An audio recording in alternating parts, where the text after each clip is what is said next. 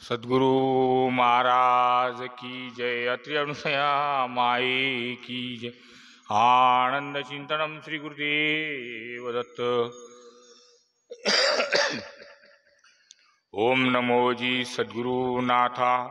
विश्वात्मक चैतन्य सत्ता आत्मसूर्य प्रदाता स्वयं प्रभ दयागणा गुरुर साक्षात परमात्मा महामंगल सहस्रारी रमणा महाकौंडन्य रूपी अंगना ब्रह्मांड नायका जड जीवा तारावयासी की जडवी सुस्वरूपासी उकलूनि गुह्य प्रमयासी सिद्धत्व द्यावया सगुण रूपे देहदर्शी परोपकारे कार्यकर्षी अन्य जीवांना नेसी प्रमोच्च पदी परमहंस गतीचा आधार की दिव्यनाथाचा गजर महाचैतन्य सत्तामर की सद्गुरुनाथ महाराज की अत्रि अनुसया माई की जय। आनंद चिंतनम श्री गुरुदेव दत्त।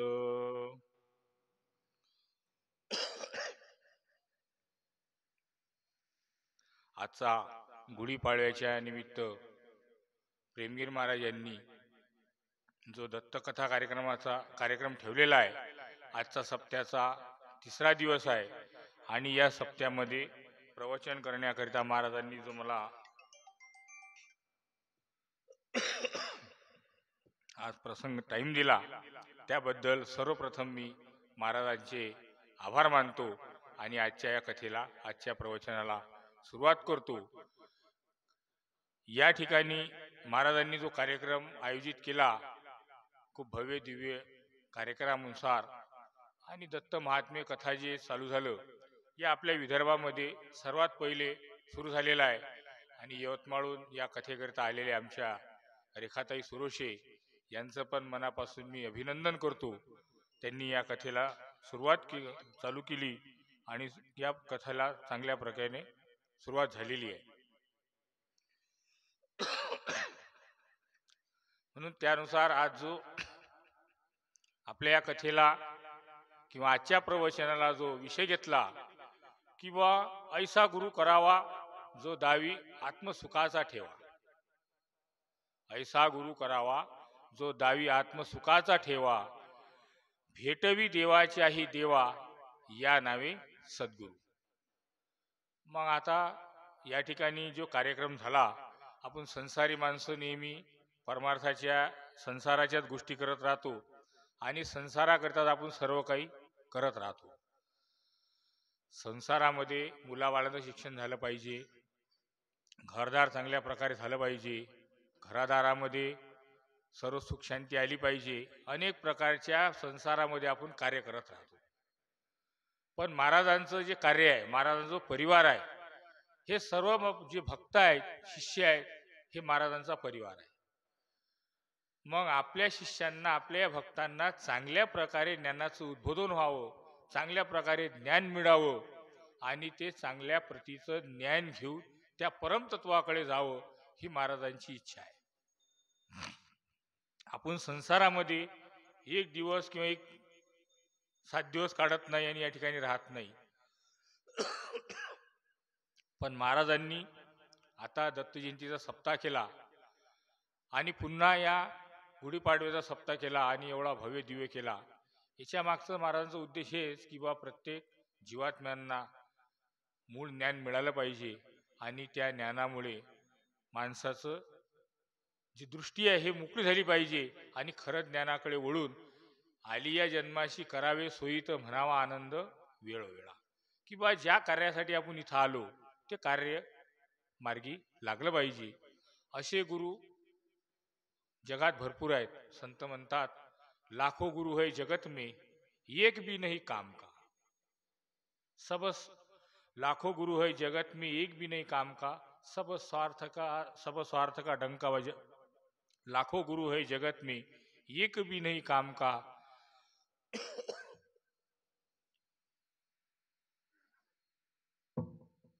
सब स्वार्थ की आस है डंका बजाते नाम का।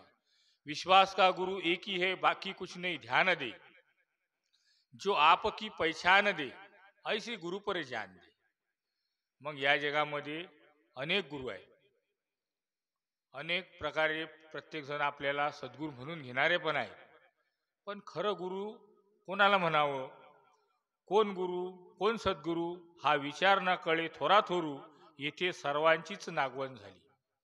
किंवा नेमकं गुरु कोणाले म्हणावं आणि सद्गुरू कोणाले म्हणावं या जगात या साध्या भोळ्या लोकायला विचार पडलेला आहे. आता बोलू नाही, पण काही काही जगद्गुरू स्वतःला म्हणणारे होते. आपण बहुतांशी पाहिलं की काही लोक जेलात गेलेले आहेत. तो विषय आपल्याशी नाही, आपण आपल्या विषयावरून पाहू. म्हणून गुरु सद्गुरू निर्णय कळेना आत्मज्ञानी अशी, उगीच थोर महिमा सांगता आपल्या ज्ञानाची. किंवा जगात गुरु म्हणून घेणारे अनेक लोक आहेत, पण गुरु आपण कशासाठी झालो, आपण ज्या गोष्टीसाठी गुरु झालो त्याचा अनुभव आपल्याला आहे का? आपल्या समोर भोळी जनता ही लोक आले, श्रद्धावान लोक आहेत, एक मनानं शुद्ध आहेत. या लोकांना आपण लुभाळून आपलं स्वार्थ करून आलो का हे कोणी पाहायला तयार नाही. परंतु स्वतःला गुरु म्हणून घेतात. आणि गुरु सद्गुरू निर्णय कळेना आत्मज्ञानी अशी, उगीच थोर महिमा सांगता आपल्या ज्ञानाची. किंवा ज्ञानाचा स्वतःचा महिमा सांगून स्वतःचा उदो उदो करून घेणारे या जगामध्ये अनेक आहेत. परंतु आपण आपली सोडवणूक करून घेतली पाहिजे की आपल्याला कशाची गरज आहे, आणि खरं आपण ज्या गुरुना शरण गेलो ते आपल्याला देऊ शकतात का? नाहीतर स्वार्थी गुरु स्वार्थी चेला, दोघाईचा ठालम ठेला. लडका गुरु मरका चेला, दोघाईचा विरोध वाया गेला. गुरु आणि शिष्य सारखेच आहेत. ते लढतात आपल्यासाठी, आपण लढतो त्यासाठी. आपण लढतो आमच्या संसारासाठी आणि ती लढतात त्यांच्या संसारासाठी. त्या ठिकाणी आपलं काही हित होणार नाही. म्हणून ज्या ठिकाणी आपलं हित होईल, ज्या ठिकाणी आपल्या जीवाचं सार्थक होईल, अशा ठिकाणी माणसानं शरण गेलं पाहिजे. अशा गुरुची पारख करून घेतली पाहिजे. म्हणून आपण जो आज विषय घेतला की ऐसा गुरु करावा जो दावी आत्मसुखाचा ठेवा. या संसारामध्ये तुम्ही किती सुखी या, तुम्ही चटणी भाकर खाऊन परमार्थ करत असाल, कोणी तूप रोटी खाऊन परमार्थ करत असणार.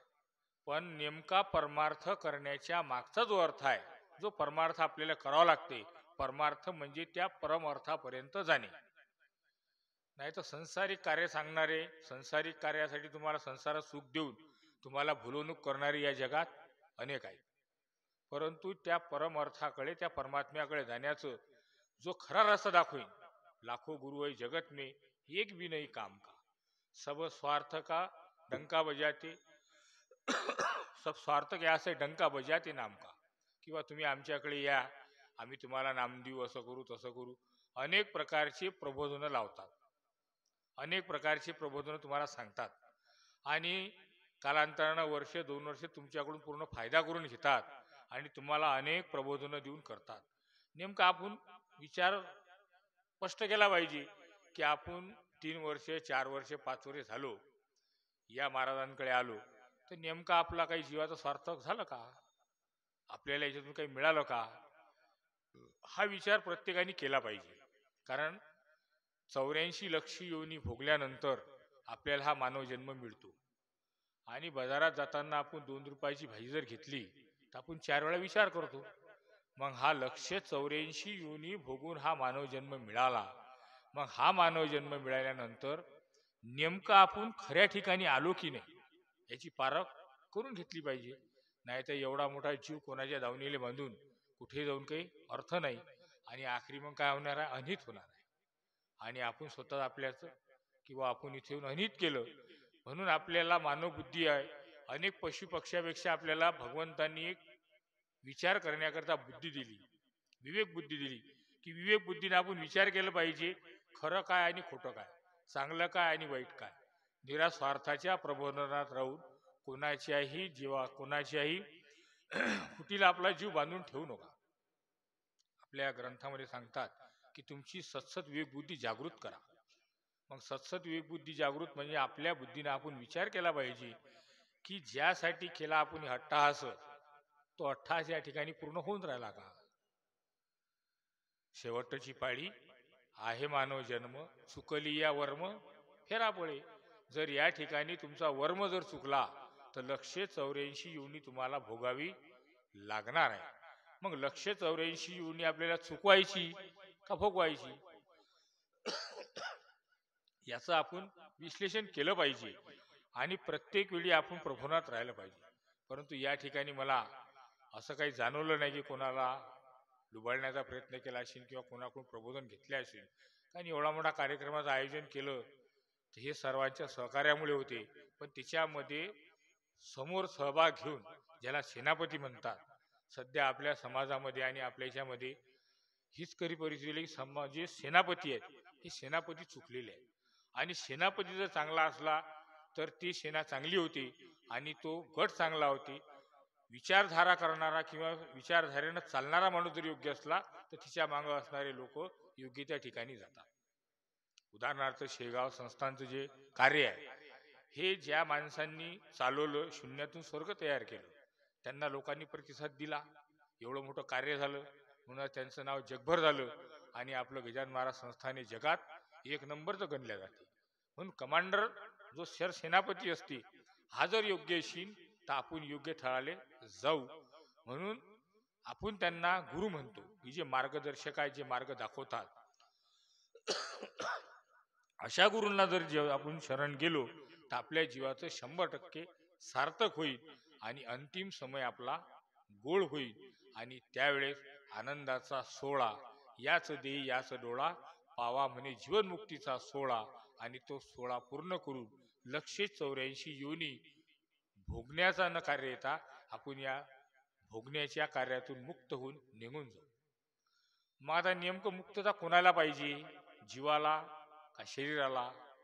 मुक्तीसाठी काय केलं पाहिजे? आत्मसुखाचा ठेवा याच्यामध्ये म्हटलं तर नेमका आत्मसुखाचा ठेवा म्हणजे का आहे, कसं आहे, याचं विश्लेषण आपण आता या दोन अभंगाच्या प्रवचनामध्ये पाहू. गुरुविना गुरुविना या जीवाला नाही तरणोपाय.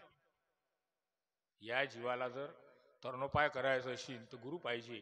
आपण अनेक ग्रंथात, अनेक प्रवचनात, अनेक कीर्तनामध्ये आपण ऐकलं की बा या जन्मात आलं तर गुरु करावं लागते आणि गुरुशिवाय माणसाला तरणोपाय नाही आहे.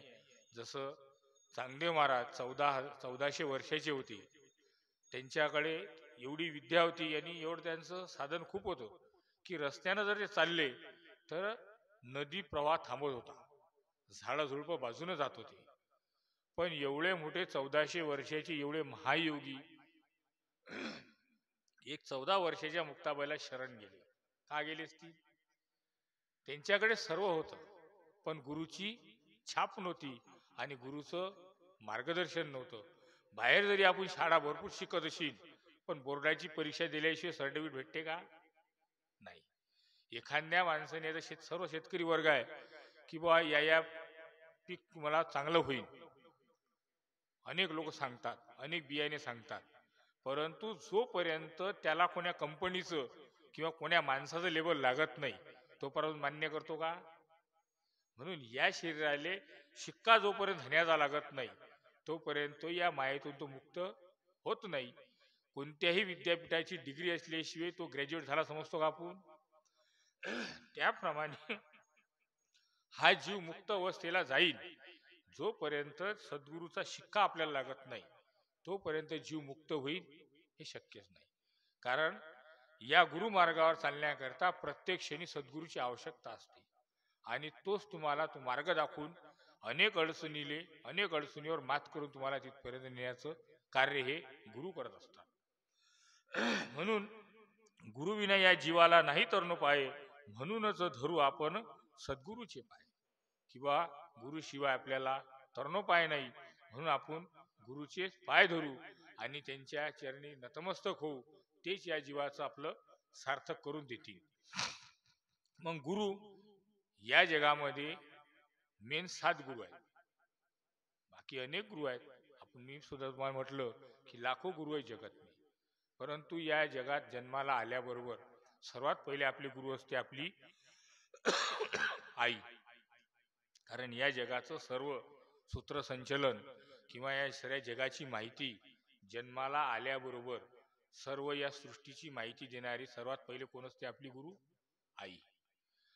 नंतर बाहेरचं जे शिक्षण असते हे सांगतात वडील, म्हणजे आई आणि वडील हे सर्वात पहिले गुरु. दुसरे गुरु होतात तुमचे शिक्षक. एखाद्या शाळेत तुम्हाला टाकलं पहिल्या वर्गामध्ये, मग ते एक दोन अ आई शिकवतात, ते पण गुरु आहेत. तिसरे गुरु आहेत आपले उपदेश देणारे, किंवा अनेक कामामध्ये याच्यामध्ये जे उपदेश देतात, चांगलं वाईट हे सांगण्याची आपल्याला माहिती देतात, ते आपले उपदेश गुरु. असे झाले 3 प्रकार. आणि चौथे उपदेश गुरु झाले. आणि समाजामध्ये आपण जे वावरतो, जसा हिंदू समाज आहे, मुस्लिम समाज आहे, मग आपल्या समाजाची काय रणनीती आहे, आपल्या समाजात कसं वागलं पाहिजे, आपल्या समाजात काय चालढकल आहे. आता आपण हे पॅन्ट शर्ट घालतो इकडला, तुम्ही दुसऱ्या देशात जासाल बरमुडा टी शर्ट घालतील, आपल्या इथं अगोदर धोतर घालत. म्हणजे या समाजाच्या नियमानुसार जे आपल्याला मार्गदर्शन मिळते ते झाले आपले समाजगुरू. असे झाले 5वा प्रकार. 6वा प्रकार आहे आपल्याला नाम देतात. अनेक जगात नाम आहेत की अनेक अनेक देवदेवतेचे नाम देतात. तर सुरुवातला आता कधी कधी कोणी विचारतात की बा तुम्हाला कोणता देव आवडते. आपण जर म्हटलं बा नाही आम्हाला महादेवाचं, आमच्या घरामध्ये महादेवाचं कार्य आहे, तर ठीक आहे, तुम्हाला महादेवाचा तुम्हाला एक मंत्र देतील, तुम्हाला संसारात सुखी ठेवतील. संसारात सुख मिळण्याकरता आता अनेक प्रकारचे अनेक लोक अनेक देवी देवीच्या साधना करतात, संसाराचं सुख मिळावं. आता महिला मंडळ गुरुवारचा व्रत करतात, शुक्रवारचा करतात, मंगळवारचा करतात. हे कशासाठी? की संसार आपला सुखरूप व्हावा, संसारामध्ये आपल्याला अनेक प्रकारचं हे मिळावं. पण नेमकं हे कार्य केल्यानं, हे व्रत कैवल्य केल्यानं आपल्याला किती पट मिळालं, काय मिळालं, हे कोणीही पाहत नाही. आणि कोणी पाहत नसल्यामुळे, आपण त्याच्यावर लक्ष न देत नसल्यामुळे आपला तिथं भ्रम तयार होते. आणि भ्रम तयार झाला की मग त्या देवतेच्या प्रती, त्या याच्या प्रती आपली नाराजी तयार होते. मग एक तर आपण कार्य करताना चुकलो, किंवा ते कार्य व्यवस्थित झालं नाही, किंवा त्या ठिकाणी व्यवस्थित मार्गदर्शक आपल्याला कोणी नव्हता. अशा प्रकारे आपण तिथं भ्रमात जातो. नंतर 6वा आहे आध्यात्मिक गुरु. आध्यात्मिक गुरु म्हणजे या जीवाचं सार्थक कशानं होईल. कारण अनेक जगामध्ये आपण अनेक कार्य करतो, परंतु ज्या कार्यासाठी आपण या ठिकाणी आलो त्या कार्याचं आपलं पूर्ण व्हावं, ज्या ठिकाणाहून आपल्याला सद्गुरूंनी या ठिकाणी आणलं त्या ठिकाणी आपल्याला पोस्ट होणे, याच्यासाठी आपल्याला आध्यात्मिक गुरु म्हणजे आपल्या या गुरुमार्गामध्ये येतात. आणि गुरुमार्गामध्ये आल्यानंतर त्या गुरुच्या चरणी आपल्याला जावं लागते. पण आपण काय करतो, कधी कधी बोलताना, का गुरु केले का? हो, कोणते गुरु केले बा? हे महाराज केले बा. केले म्हणजे काय झालं म्हणताना आपला शब्द चुकला. का प्रेमगीर महाराज आम्ही गुरु केले? प्रेमगीर महाराज गुरु केले म्हणजे तुम्ही काय लय मोठे झाले का? शब्दाची परिभाषा आहे. पण त्याच ठिकाणी जर आपण म्हटलं की नाही बा मी प्रेमगीर महाराजला शरण गेलो आणि त्यांनी मला शिष्य करून घेतलं, फरक किती आहे? आपुलकी आणि उद्धटपणा हा याच्यामध्ये दिसून येते. जो म्हणते की मी प्रेमगीर महाराजला गुरु केलं, त्याचा त्या ठिकाणी अहंकार जागृत झाला. म्हणजे अजूनही तो नेमका त्या गुरुला शरण गेलेला नाही. पण ज्यांनी म्हटलं की नाही बाबा मी प्रेमगिरी महाराजच्या चरणी नतमस्तक झालो आणि त्यांनी मला शिष्य करून घेतलं, किती आदरभाव वाटते. ह्या आदरभावाच्या गोष्टी आपल्या संप्रदायामध्ये काही काही रुजून चालल्या. त्याचं कारण काय? की आपण लहानपण घेऊन कोणाकडून शिकून घेत नाही आणि मोठेपण घेऊन कोणाला शिकून सांगत नाही. का माझी ही आई आहे, किती प्रेम वाटते, पण ही माझ्या बापाची बायको आहे. नातं एकच आहे की नाही? पण बोलताना आदर करताना किती चुकते, की का बा ही बाई कोण आहे? माझी आई आहे. पण एखाद्या का ही कोण आहे? माझ्या बापाची बायको आहे. आदर चुकला की नाही? म्हणजे लहानपण घेऊन आदरतेनं जर बोललो तर ते सद्गुरु तत्व आहे, गुरु तत्व आहे. ते शरीरानं जरी वेगळे दिसत असतील, परंतु त्यांच्या अंतरंगामध्ये गुरु तत्व आहे. दत्तात्रय महाराज के साक्षात स्वतः आपल्या समोर येऊन आपल्याला काही नाम देतील आणि घेऊन जातील, एवढे आपण तरी भाग्यवान आणि गुरुतत्व साक्षात आपल्या समोर आहे, म्हणजे तेच आपल्यासाठी सद्गुरू आहे. कारण आपण नेहमी गुरुपूजा म्हणतो, गुरुपूजेमध्ये म्हणतो की नाही वा, गुरुपूजा ज्यावेळेस आपण करतो तर गुरुपूजेमध्ये आपण नेहमी मूर्ती गुरुची पाहिली, माझी देव पूजा झाली. नेहमी अनेक प्रकारच्या वेळेस आपण सद्गुरूला त्या ठिकाणी वंदन करतो. त्या वंदनामध्ये आपण नेहमी सद्गुरूला नमन करतो आणि त्या सद्गुरूची इतक्या प्रेम भावे आदर भावे मस्त पूजा करतो. मग प्रेम भावे आदर भावे तुम्ही त्यावेळेस म्हणता आणि नंतर त्या गुरुचं मूळ सोडून देता. मग त्या मूळ सोडून दिल्यानंतर मूर्ती गुरुची पाहिली, माझी देव पूजा झाली. मग मूर्ती कोणती पाहिली? हीच मूर्ती सुनाली की समोर. मग जे समोर आहे त्याला पूजत नाही आणि जे कधी दिसत नाही त्याचा उदो उदो करणं सुरू आहे.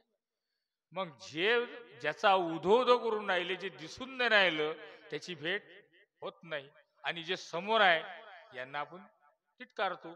मग नेमकी मूर्ती कोण्या गुरुची पूजा करता तुम्ही? मूर्ती गुरुची पाहिली, माझी देव पूजा झाली. ज्यावेळेस गुरुचे पाय धुतो त्यावेळेस म्हणताना बा सर्व सर्व मूर्ती गुरुची पाहिली, पंचतत्वाचे राऊळ आत निर्मळ ज्योत, जप तप नाही आम्हा लागा सद्गुरूच्या चरणा. मग म्हणताना पंचतत्वाचं राऊळ, हे जे शरीर आहे हे 5 तत्वांच म्हणलेलं आहे की नाही. मग पंचतत्वाचे राहुळ आत ज्योत निर्मळ, हे शरीर रूपी जरी दिसत असेल पण अंतरंगामध्ये जे ज्योत आहे, अंतरंगामध्ये ज्योतीचं स्वरूप आहे, तुम्ही त्याचं दर्शन करून राहिले, तुम्ही त्याचं पूजन करून राहिले, आणि तेच आत्मज्योत तुमच्या अंतरंगात आहे. पण तुमच्या अंतरंगात आहे हे गुरुच्या शरण गेल्याशिवाय तुम्हाला मिळणार नाही. म्हणून आजच्या ओळीमध्ये आपण घेतलं, गुरु करावा ऐसा कोण, जो दावी गुरु ऐसा करावा जो दावी आत्मसुखाचा ठेवा. तुमच्या अंतरंगामध्ये जो ठेवा आहे तो ठेवा जो गुरु दाखवत असेल तर पहिले त्या गुरुला शरण जा, आणि त्या गुरुला शरण गेल्यानंतर देवाच्या भेटवी देवाच्याही देवा. मग पहिले गुरुला शरण जावं लागेल, तर तुम्हाला देवाची भेट होईल. डायरेक्ट देवाची भेट तो कोणी करून देऊ शकत नाही. आणि जो म्हणत असेल मी देवी देवतेची भेट झाली आणि मला अनेक अनेक प्रकारच्या देवता भेटल्या, समजून घ्या याच्यासारखा लबाड कोणी नाही. कारण देवी देवता भेटतील किंवा देवी देवता दिसतील त्या काही शरीर रूपाने आपल्या समोर नाहीत. मग सगळ्या देवी देवतेचं मूळ आपल्या समोर आहे, त्याचीच आपण जर आराधना करत नाही, फक्त पूजा म्हणतो. पुढे काय म्हणतो? जपतप नाही आम्हा लागा सद्गुरूच्या चरणा. मग सद्गुरू जर भेटले तर जपही नाही, तपही नाही, काही नाही, काहीच नाही. फक्त त्याच्या चरणी लागलं की जप आणि तप साराचं सारं भेटून जाते. आत्मज्योतीचा उजाला डोळे भरूनही पाहिला, की जे माझ्या अंतर ज्योत आहे ते ज्योत आहे समोर आहे. आत्मज्योतीचा उजाला तो डोळे भरूनही पाहिला, कारण या डोळ्यानं दिशील असं ते परमात्म्याचं स्वरूप नाही आहे. त्या परमात्म्याचं स्वरूप पाहायला तुम्हाला ज्ञानचक्षुष लागते, आणि ते ज्ञानचक्षुची ओळख सद्गुरू गुरु तुम्हाला करून देऊ शकतात. या जगात असा कोणताच माणूस नाही किंवा कोणती व्यक्ती नाही की ते गुरु शिवाय ते करून देतील. कारण हे गुरु त्यांच्या गुरुला चिटकलेले आहे, त्यांचे गुरु त्यांच्या गुरुला चिटकलेले आहे. अशी करता करता करता करता परंपरा त्या मूळ सद्गुरूपर्यंत जाते. म्हणजे ह्याची लिंक लागलेली आहे. जसं उदाहरणार्थ सांगतो आता, ही लाईन आहे या आपल्या याच्यामध्ये, ही लाईन इथं तयार होते का? नाही. ही लाईन ज्या ठिकाणी तयार होते त्या ठिकाणाहून ते जुळत जुळत जुळत जुळत या गावापर्यंत आणली. पण ज्या ठिकाणी ते लाईन तयार होते त्या ठिकाणी 6 फुटावून आपण त्या लाईन जर स्पर्श नाही करू शकत, 6 फुटावून ते लाईन आपल्याला ओढते. आपण आपल्या शेतातून कधी कधी पाहतो मोठमोठे खंबे असतात, पण ती लाईन आपल्याला ओढते. मग आपली ती लाईन झेपायची क्षमता आहे का? नाही. पण त्या मेन लाईन पासून काहीतरी कमी करत आणलं, गावात एक डीपी बसवली आणि त्या डीपीतून त्या घरामध्ये जी आवश्यकता आहे त्याप्रमाणे ती लाईन दिली. मग हे डीपी बसवले आपल्यासमोर आणि या डीपीतून हे सारे कनेक्शन जोडलेले आहेत. मग या डीपीतून आपण कनेक्शन तोडलं की आपल्या संसारात अंधाराच आहे ना बा. आता बाहेरचं जर लाईन तोडली तिथं अंधार पडीन की नाही. मग या डीपीशी म्हणजे या सद्गुरूशी आपण जोडल्या गेलो, यांच्याशी संपर्क तुटला, आपलं काहीच नाही, आपण काहीच नाही. हे लाईट आहे, या लाईटाला कुणीतरी पुरवठा करणार आहे म्हणून आपण हे लाईट आहोत, चमकून राहिलो, दिसून राहिलो, पण याला जोडणारा हे सद्गुरू स्वरूप आहे. आणि हे त्यांच्या सद्गुरूशी जोडलेले आहे, ते त्यांच्या सद्गुरूशी जोडलेले आहेत. म्हणून ज्या ठिकाणी खरं सद्गुरू स्वरूप आहे ते स्वरूप कंटिन्यू आहे, म्हणून हे गुरु आपल्या समोर आहे, म्हणून आपण याची पूजा करतो. आणि मूर्ती गुरुची आपण पद म्हणतो, हाती गंधाची वाटी, चला जाऊ दत्ताच्या भेटी. मग आता कोणती गंधाची वाटी घेऊन जासा? जे आपण वाटीत गंध घेतलं हे घेऊन कोण्या दत्ताला लावसा? कुठं पायसा? ते तत्व तर या सृष्टीच्या चराचरात कणाकणात भरलेला आहे, मग कुठे बोर्ड लावसान? परंतु इथं जर लावलं तर ती तिथं लावल्या जाते. त्याप्रमाणे या लाईटाने जर चेक केलं तर याच्यात करंट दिसते, तर त्या डीपीत करंट आहे म्हणून याच्यात करंट आहे, म्हणून हे सद्गुरू स्वरूप या ठिकाणी आहे.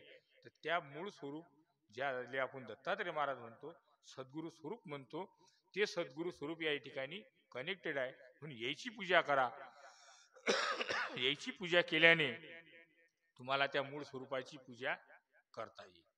नंतर हाती फुलाचा झेला, धावा दत्ताचा हो केला, हाती फुलाची माळ, मुखी दत्त नाम. आखरी काय म्हणते? दत्त नामाचा गजर धावून आले दिगांबर, गुरु म्हणे शिष्य भोळा. पा त्याचं हृदय किती मोठं आहे. गुरु म्हणे शिष्य भोळा आणि देव हृदयी धरीला. मग हृदय धरला म्हणजे हे पूर्ण पूजा सद्गुरूची या ठिकाणी झाली. असे या प्रकारचे आध्यात्मिक गुरु आहे. आणि 7व्या नंबरची जगत गुरु आहेत. ह्या जगाचा पुरा पसारा ज्यांनी चालवला, हे सद्गुरु तत्व पुऱ्या जगात प्रत्येक कणाकणात रममाण आहे, पण ते या दृष्टीने आपण पाहू शकत नाही, कारण त्याच्यासाठी तुम्हाला वेगळी दृष्टी लागेल, त्या अवस्थेला तुम्हाला जावं लागेल. जसं उदाहरण मी तुम्हाला सांगितलं की ज्या ठिकाणी वीज तयार होते किंवा एखाद्या मोठ्या याच्यातून तयार होते, त्यांचा प्रभाव एवढा मोठा असते की तो साधारण बल्ब झेपू शकत नाही. तसं आपण साधारण माणसं त्या सद्गुरूचं स्वरूप झेपू शकत नाही.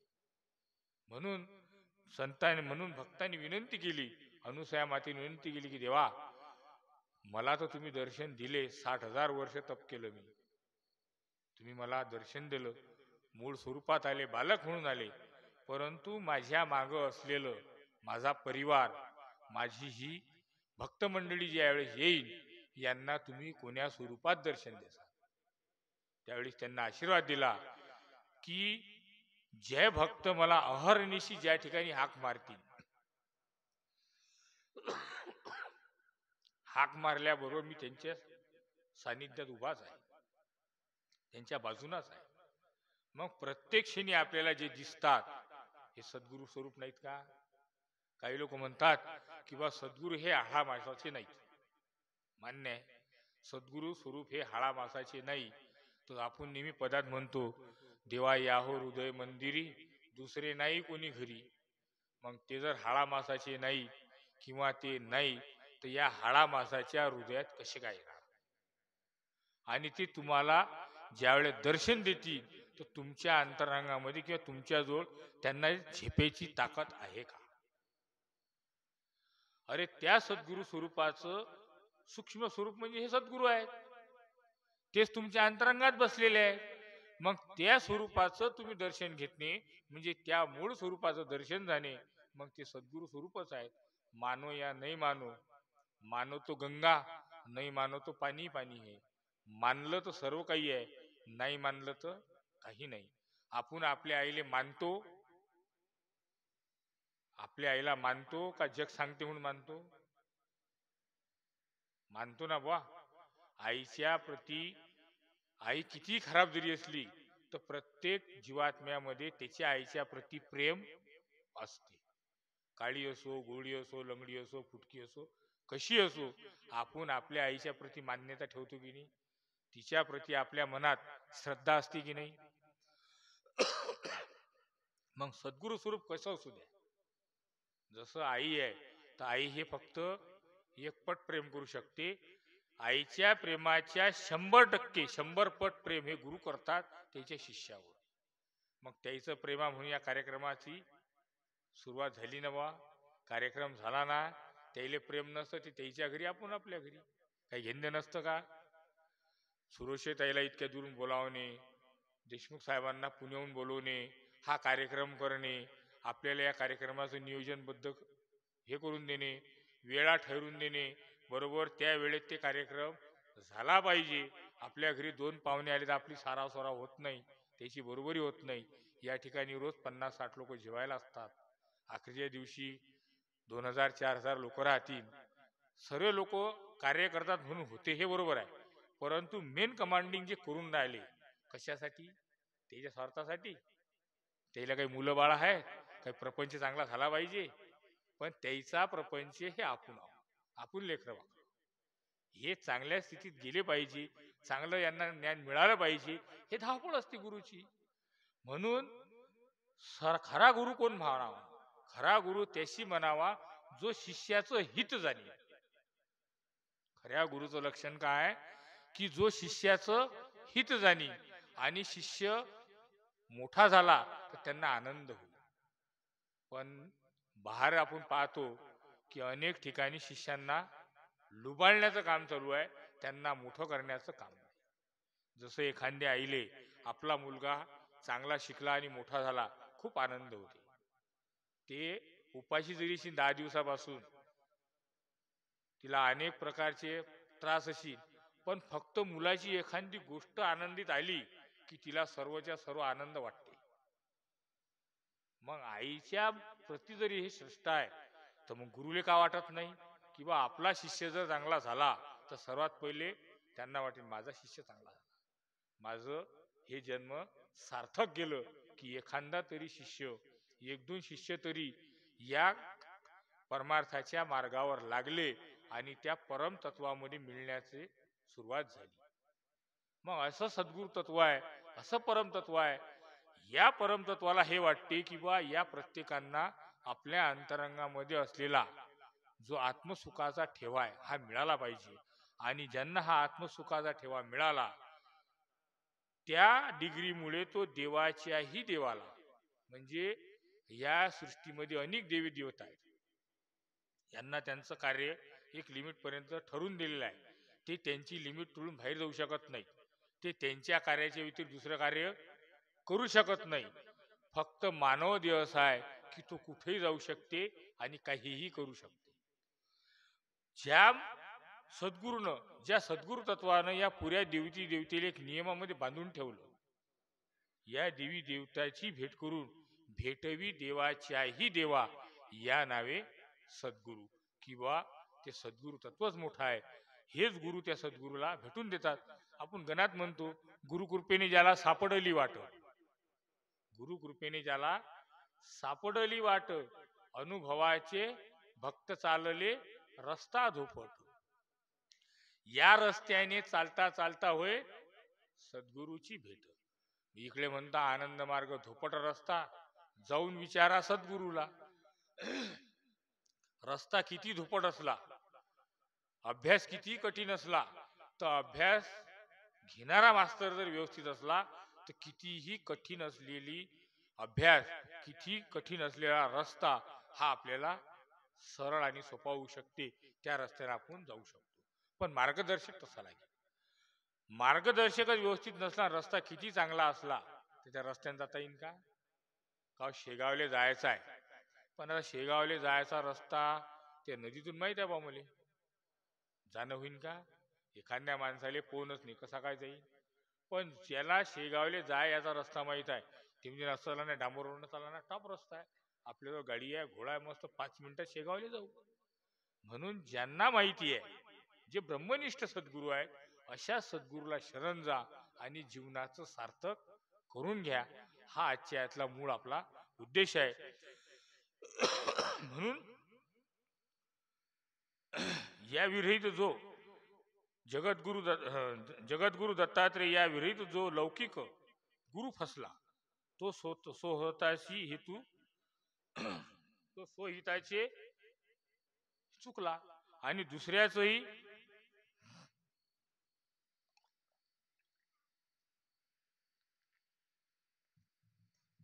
परंतु या गुरुतत्वावर अनेक जगामध्ये लोक फायदा घेणारे आहेत, अनेक प्रकारची भुलून घालणारे आहेत.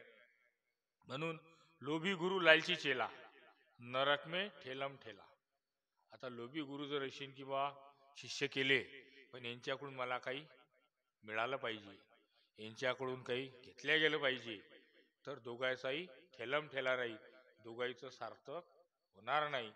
कारण गुरु तसा पाहिजे तर शिष्य त्या अवस्थेचे पाहिजे. राजा दलालधन, राजा अरळक, राजे यदू, आपण मोठमोठे राजे महाराजे पाहिले संप्रदायामध्ये, आपल्या ग्रंथामध्ये मोठमोठ्या राजाचं नाव निघते की जे बलाढ्य राज्य होते. आणि एवढे बलाढ्य राजे असून त्यांचं ज्ञान एवढं पोचलेलं होतं, एवढे ज्ञानी होते की साक्षात त्या परमात्म्याशी संपर्क साधत होते. पण कोण होते? राजे. एखादा मध्यस्थी माणूस किंवा गरीब माणूस गेला का? म्हणून आपण मनानं आज रोजी राजेच आहोत. कारण या पंथामध्ये ज्याच्याकडे खूप मोठं धन आहे तो नाही टिकू शकत. कारण त्याला रात्रंदिवस विचार काय असते की या पैशाची डबल कधी झाली पाहिजे, याची वाढ कशी झाली पाहिजे, तो त्या चिंतेतच असते. दुसरी गोष्ट, निरा दरिद्री माणूस, कारण त्या दरिद्री माणसाला दिवस निघाला की एकच कार्य असते की आजचं कुठं भेटील, तो याच्यात टिकू शकत नाही. मीडियम माणूस जर म्हणसान तर तो म्हणते बा आता मला मोठं व्हायचं आहे, मला काहीतरी घ्यायचं आहे, तो या गुरुमार्गामध्ये टिकत नाही. परंतु चटणी भाकर खाऊन समाधानी असणारा माणूस तो राजाच होय. कारण मोठमोठे राजे महाराजे झाले, ते जेवण केलं, त्यांनी या पोटातच टाकलं, त्यांच्या आणि आपल्यामध्ये काही फरक आहे का? काहीच नाही. म्हणून या कंपाऊंडच्या अंदरमध्ये आलं किंवा या क्षेत्रात आलं की लहान थोरू एकच असे. लहान थोरू, लहान असो का मोठा असो, आपण एका गुरुची शिष्य आहोत आणि एका मायेत राहिलो पाहिजे. आणि आपण सर्व लहान मोठे एकच आहोत. म्हणून कोणी पैशावाला आहे, कोणी मोठा आहे का कोणी लहान आहे, हे आपण सर्व विसरून जातो आणि एका नात्यात येऊन या ठिकाणी कार्य करतो. कारण आपण एका गुरुच्या चरणी लीन झालेलो. म्हणून कोणी दाखवते का माझ्याकडे 10 लाख रुपये आहेत, मग 10 लाख 20 लाख रुपये आहे, त्याला देव करायची आवश्यकता नाही. कारण कसं, तो एखाद्या कोणाला हे पैसे घ्या आणि माझ्या बदली तुम्ही देव करा, तो मोक्षाला जाईल का? नाही. कारण इथं स्वतःचा परमार्थ स्वतः करावा लागतो, दुसऱ्यानं केलेला जमत नाही. का बिमारी मले झाली, पोट माझं दुखून राहिलं, शेजाऱ्यानं गोळी खाल्ली जमीन का? त्याप्रमाणे तुम्हाला या ठिकाणी सद्गुरूला शरण जावं लागेल, या ठिकाणी तुम्हाला यावं लागेल. आल्यानंतर तुम्हाला समज कळी. पुढे संत काय म्हणतात? देती आणि घेती दोघेही नरका जाती, देती आणि घेती दोघेही नरका जाती पैगा दलाल झाला. की या ज्ञानाची वाटप करणारे आणि हा मूळ ज्ञान देणारे संत म्हणतात, देणारे आणि घेणारे दोघही कुठे जातील? नरका जातील. म्हणून आपल्या संप्रदायामध्ये पैशाचा व्यवहार कुठेच होत नाही. पूजा असली, कोणी म्हणते का बाबा भाड्याला पैसे देसान का, 500 रुपये रोज देसान का, तुम्ही पूजेला येतो, पूजा आहे ना बा, कोणाच्या घरी आहे फक्त एवढं विचारतात. गुरुबंधू आहे आपला, गुरुमार्गी आहे. कोणी सायकलनं जाते, आता अगोदर पैदल जात, कोणी आपापल्या वाहन जाते, एखाद्याची वाहनाची परिस्थिती नसली ती ॲटो सांगतात, सर्व मिळून पैसे जमा करतात, पूजेवर जातात, देवाणघेवाण नाही. म्हणून हा गुरुमार्ग आहे. या गुरुमार्गामध्ये फक्त ज्ञानाचीच देवाणघेवाण होईल, इतर कोणत्याही गोष्टीची नाही. म्हणून दलाल धनाल दत्तात्रय महाराज सांगतात, देती घेती दोघेही नरका जाती. म्हणून नरक वासना भोगता आपण या गुरुमार्गालाच लागलेला पाहिजे. म्हणून आपण नेहमी काय म्हणतो, अशा प्रकारे दितिहिती नरका जाती कथेचा विक्रा मातेचे गमन अनेक प्रकारच्या संतांनी तर इतक्या खालच्या स्तरावर बोललेलं आहे. ते आता त्यांच्या वेळेस काय अवस्था असेल, कसे लोक असतील, याप्रमाणे संत त्या ठिकाणी बोलले आणि ते सांगितलं लोकायला. परंतु गुरु म्हणजे कोण? गुरु म्हणजे गु म्हणजे अंधारमय, रु म्हणजे उजेडमय. तुम्हाला अंधारातून उजेडात आणि तुमच्या जीवन हे अंधारमय आहे. या तुमच्या अंधारमय जीवनातून तुम्हाला मूळ ज्ञान देऊन तुम्हाला उजेडात आणण्याचं कार्य हे गुरु करतात. गुरु सांगतात, म्हणून त्याला गुरु असं म्हटलं गेलं. नाही तर गुरुचे आपण अनेक प्रकार सांगितले, शिक्षण देणारे आहेत, हे देणारे आहेत, अनेक प्रकार गुरुचे आहेत. परंतु गु म्हणजे गुप्त ज्ञान आणि रू म्हणजे रूप. गुप्त ज्ञानाचं तुम्हाला रूपांतरित करून देणे, गुप्त ज्ञानाची तुम्हाला ओळख करून देणे, अशाला गुरु म्हणतात.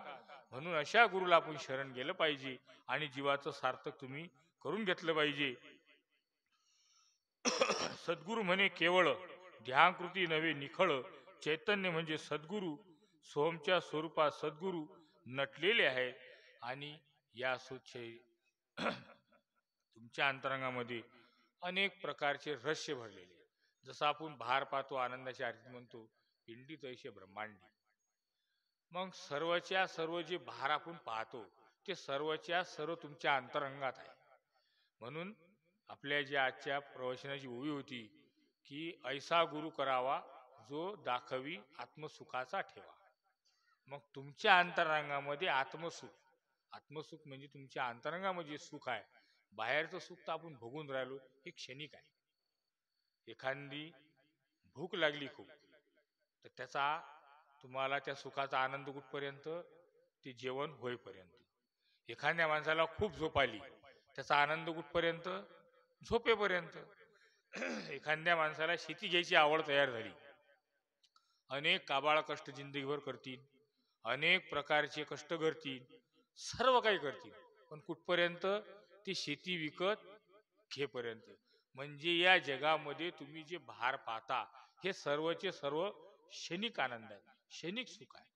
पण जे निरंतर सुख आहे, जे परमनंट सुख आहे, जे अनित्य सुख आहे, त्या सुखाचा खरा आनंद तुमच्या अंतरंगात आहे. म्हणून त्याला आत्मसुख म्हटलं गेलं आहे. आणि त्या आत्मसुखाचा ठेवा ते जे गुरु दाखवतील अशाच गुरुला शरण हे आपल्या पहिल्या ओळीमध्ये स्पष्ट म्हटलं. म्हणून या ठिकाणी जे जे कार्य होऊन राहिलं ते योग्यतेचे कार्य आहे आणि योग्यच कार्यावर आपण लागलेलो आहोत.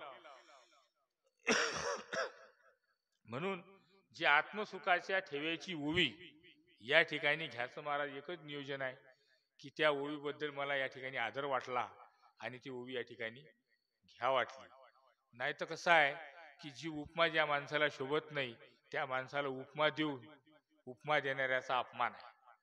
आता एखाद्या उदाहरणार्थ सांगतो, एखाद्या बाईकडून आपल्याला काम करून घ्यायचं असलं, बाई कधी आणली बाई साडी? कालच घेतली. मग त्या बाईची आपण खूप मोठी स्तुती करतो, त्या बाईला वाटते बा चाला आपले चांगलं म्हटलं. ते घरातल्या तिजोरीतली गोष्ट काढून देते आणि ते गोष्ट घेतली, तिकडे गेली, हेंबाळी आहे बाई, ते दोन शब्द चांगली बोलली, तिनं सारा सारा काढून दिलं. हे सांगा खरं आहे का खोटं आहे? म्हणून ज्या माणसाची जी खरी अवस्था आहे या व्यासपीठावर बसून जे सत्यता आहे ते सत्यता सांगावं. पटलं तर घेतील, नाही पटलं तर नाही म्हणतील. खोटी स्तुती करून कोणालाही प्रबोधन देऊन आपल्या नामाचा वावा करून घेणे हे चुकीचं आहे. कारण हे व्यासपीठ व्यासाचं आहे आणि या व्यासपीठावरून बोलणारे आणि समोर ऐकणारे व्यक्ती, आम्ही खोटं जरी सांगितलं तुम्ही काय म्हणसान, नाही बा त्या महाराजनं खरंच सांगत. म्हणून सांगणाऱ्याने नेमकं तेच सांगावं की जे सत्य आहे, ज्या सत्याची अनुभूती येते. कारण सांगणारा ज्यावेळेस सांगते त्यावेळेस हे व्यासाचं व्यासपीठ आहे आणि ऐकणारे जे श्रोते आहेत हे मन लावून ऐकतात. मग मन लावून ऐकतात तर मन लावून व्यवस्थित खरं सांगलं पाहिजे, खोटं सांगू नाही, असं मी प्रामाणिक या मताचा आहे. म्हणून तुमच्या अंतरंगामध्ये जे आत्मसुख आहे ते आत्मसुख नेमकं का आहे? तर संत म्हणतात 21 स्वर्ग वेदांती असती, 21 स्वर्ग सिद्धांती असती, हे गुह्य तुझ प्रती सांगितले यदूतनया. यदू राजाला दत्तात्रय महाराज सांगतात की बा आपण आनंद संप्रदायाच्या हिशोबाने सांगतो की 42 स्वर्ग आपल्याला चढून वर जावं लागते. 4 सृष्ट्या आहेत. 4 सृष्ट्या पार केल्यानंतर कर्म, विकार, दिव्य आणि ब्रह्म ह्या 4 सृष्ट्या पार केल्यानंतर निरालंब सृष्टी आहे. आणि त्या निरालंब सृष्टीमध्ये माझ्या जीवाचा धनी म्हणजे दत्तात्रय महाराज, त्यांचे सद्गुरू आनंद महाराज यांचं ठिकाण त्याच्यामध्ये आहे. 40व्या पदावर जीव 41 पदा, 42 पद, 43 पद हे तिन्ही पदावर त्या परमात्म्याचं स्वरूप आहे.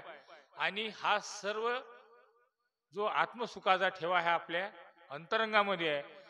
ज्या देवी देवताला आपण बाहेर पाहण्याचा प्रयत्न करतो त्या देवी देवता आपल्या अंतरंगात आहेत असं आपल्या पदामध्ये याच्यामध्ये लिहिलेलं आहे.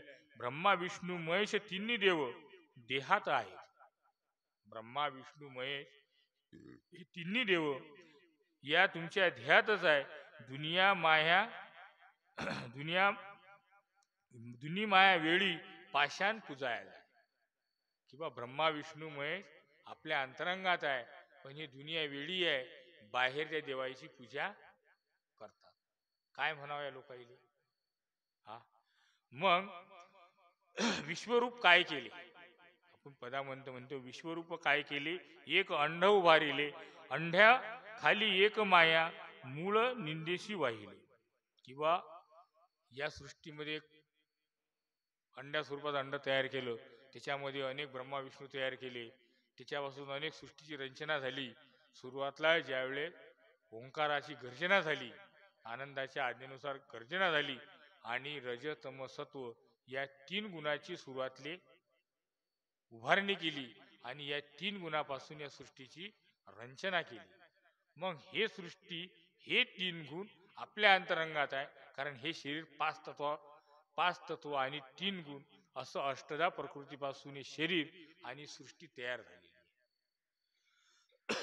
यामध्ये काही नाही, सर्वच आहे. या निर्गुण कुंभाराने चक्र फिरविले गरगरा.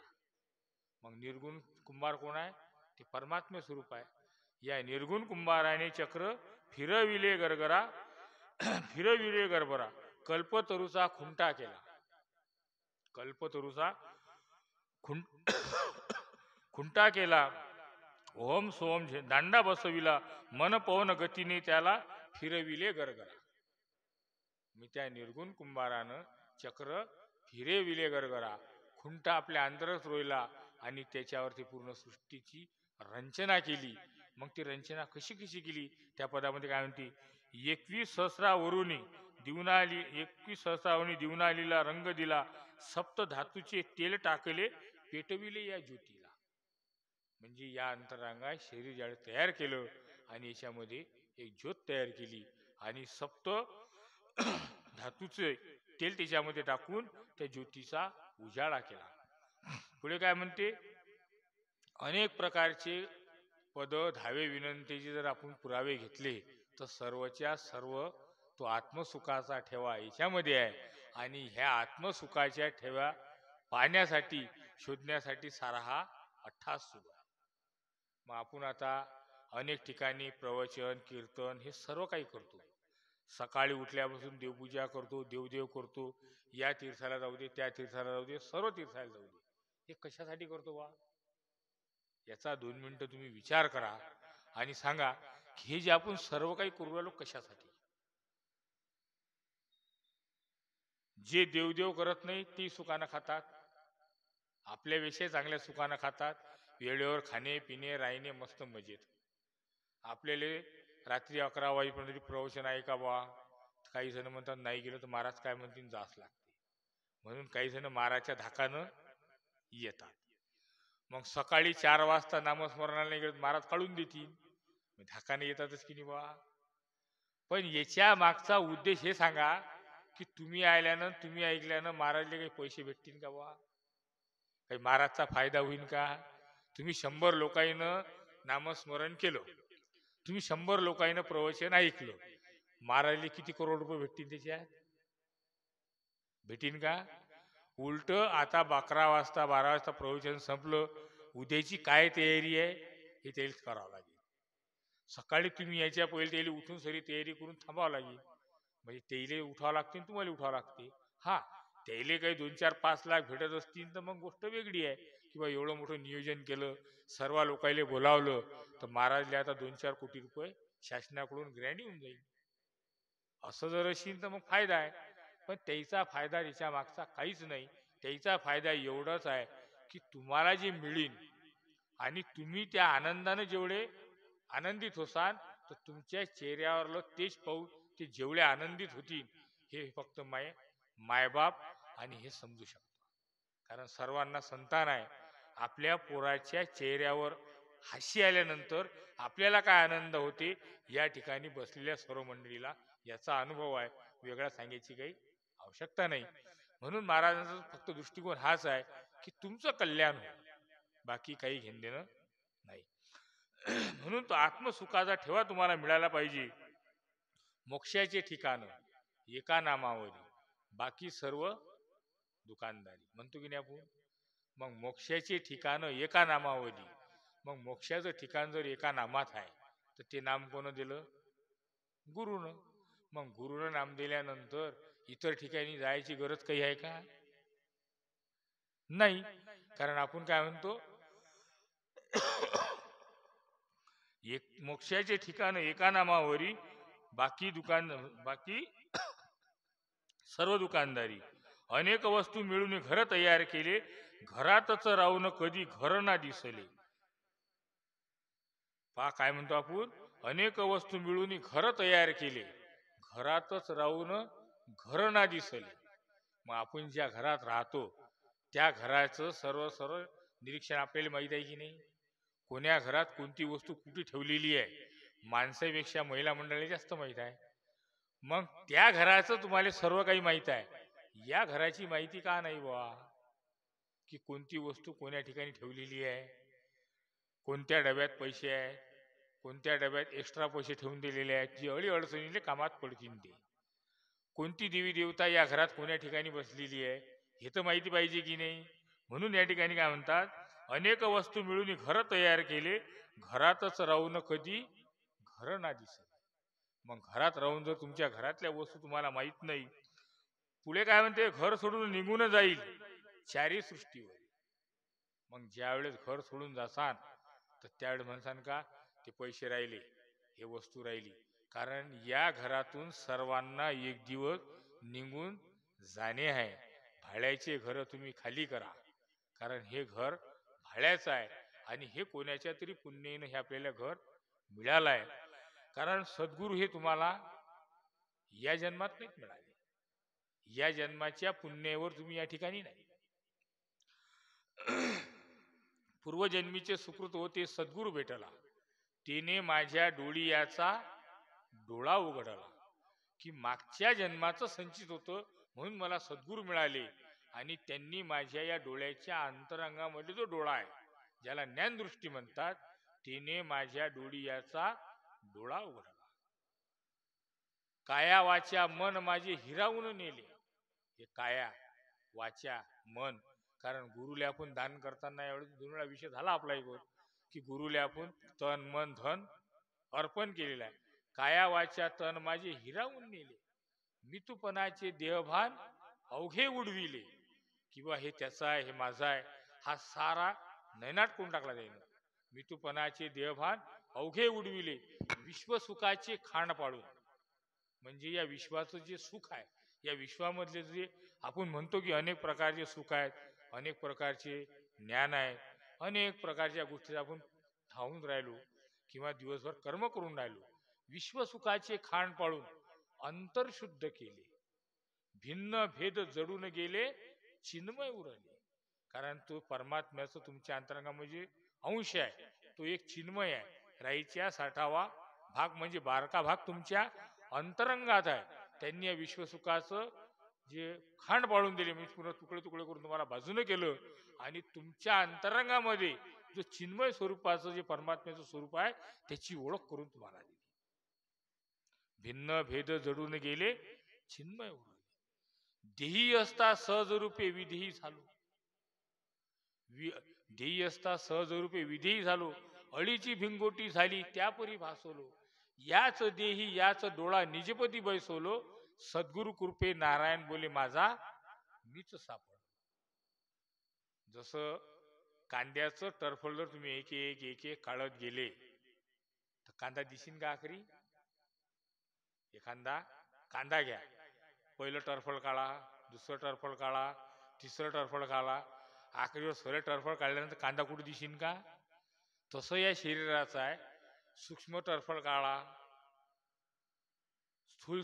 स्थूल काळा, कारण काळा, महाकारण काळा, हे चार देही जर शोधले तर तुम्हाला पाचव्या देहामध्ये एक सूक्ष्म स्वरूप दिसते. दिसते तसे नाचते म्हणून भासते. आखरी दिसणार काहीच नाही. मग या शरीराचा अभिमान कशासाठी? माझं माझं आमचं. कोणाला विचारा का शेत? भाऊचं शेत आहे. अरे बाबा, 400 एकरावाले मशानभूमीत जाऊन झोपले, आपण 4 आणि 10 एकरावाले काऊन उड्या मारतो आणि कशासाठी मारतो? मग हाय ना, तर त्या 4 एकराच्या बरोबरीनं तू 4 देह शोधून पाय ना. ज्ञानेश्वर महाराज म्हणतात, चौशून्य नाही शोधले त्याने, त्याचे जिने गाढवाचे. इतकी खालची उपमा त्यांनी दिली की आपण जर या 4 देहाचं शोधन नाही केलं, 4 शून्य म्हणजे काय? स्थूल देह पाहिला काहीच नाही भेटलं, शून्य सापडलं. कारण देह पाहिला काहीच नाही भेटलं, शून्य. शून्य म्हणजे तिथं काहीतरी आहे. कारण शून्य नाही, शून्य आहे म्हणजे काहीतरी आहे. शून्य होणे म्हणजे त्यातून काहीतरी तुम्ही दुसरी प्रगती तयार करणे, तिथं काहीतरी आहे. म्हणून त्याला संतांनी शून्य म्हटलं की शून्य नाही शोधले ज्याने, त्याचे जिने गाढवाचे. मग याचे खालच्या स्तरावर आपण नाही जाऊ शकत सध्या, कारण संतांना या स्तरापर्यंत बोलले. कशासाठी? की आपल्याला त्या गोष्टीची तळमळा आली पाहिजे. पण आपल्याला त्या गोष्टी तळमळा अजूनही येऊन नाही राहिली. पुढे म्हणतात, घर सोडून निघून जाई चारी सृष्टीवरी, 10 वाटा 10 रस्ते. जायसाठी 10 वाटा आहे, 10 रस्ते आहेत. मार्ग सुचेना, गुरु विन मार्ग कुणाला कळेना, कर्म धर्म विरहित सांगा सोडावी शिदोरी. स्पष्ट या ठिकाणी म्हणेल आहे, गुरु विन मार्ग कुणाला कळेना, कर्म धर्मा विरहित सांगा गुरुजी खून. आपण पदातही म्हणतो की बा अशी मोक्षाची खून सांगा, की जन्माविरहित खून कोणती आहे? मग कोणती आहे? ज्याला जन्मही नाही, जिला मरणही नाही, सुटकाही नाही, मुक्ती नाही, बंधन नाही, मुक्ती नाही, बांधलेलही नाही आणि सोडेलही नाही. मग जे कर्माधर्मा विरहित खून आहे, ती खून सद्गुरूने सांगावी. कारण आपण एका पदामध्ये म्हणतो,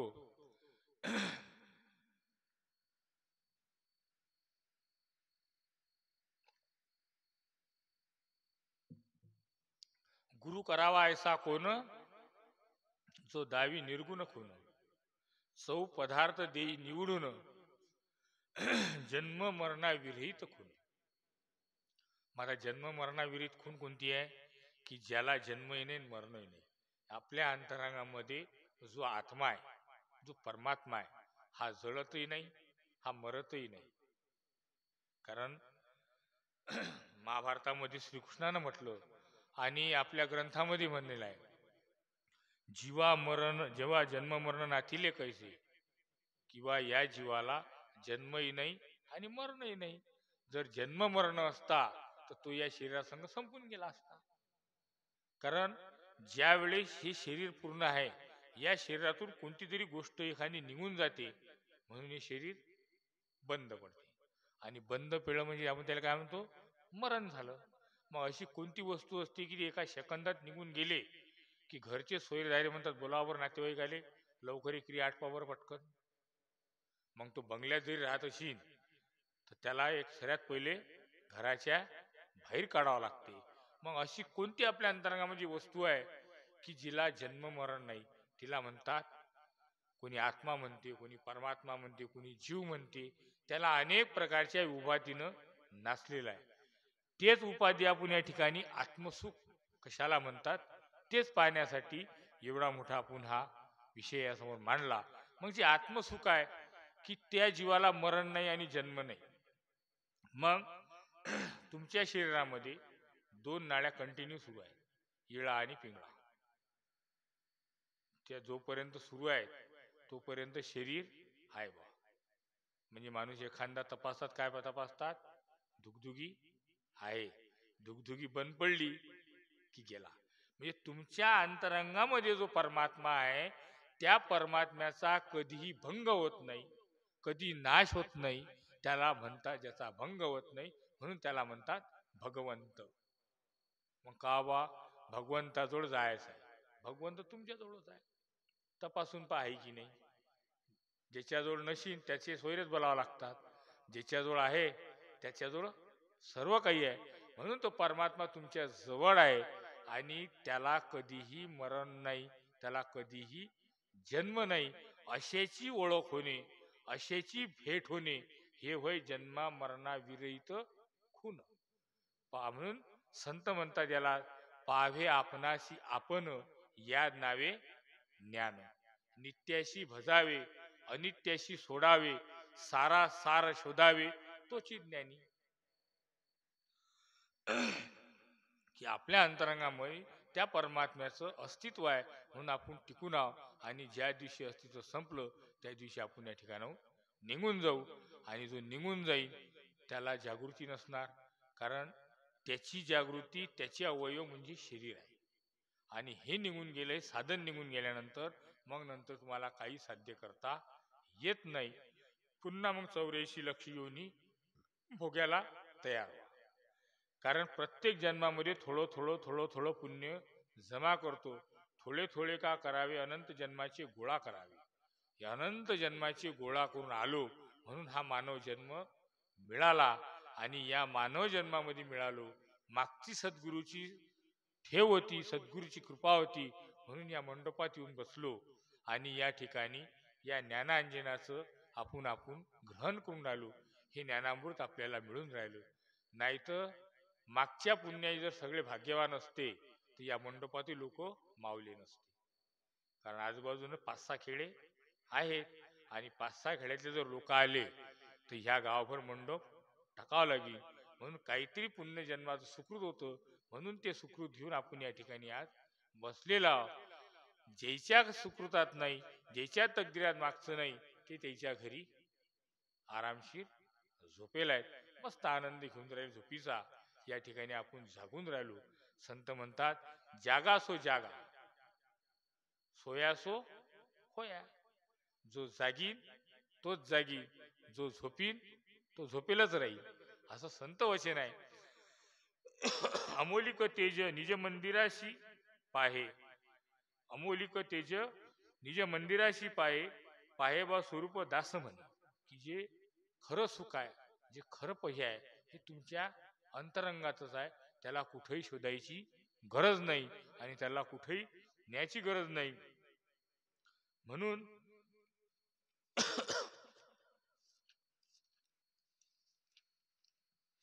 अनेक धावे पद जर आपले जर काढले तर याच्यामध्ये ब्रह्मज्ञानच भरलेलं आहे.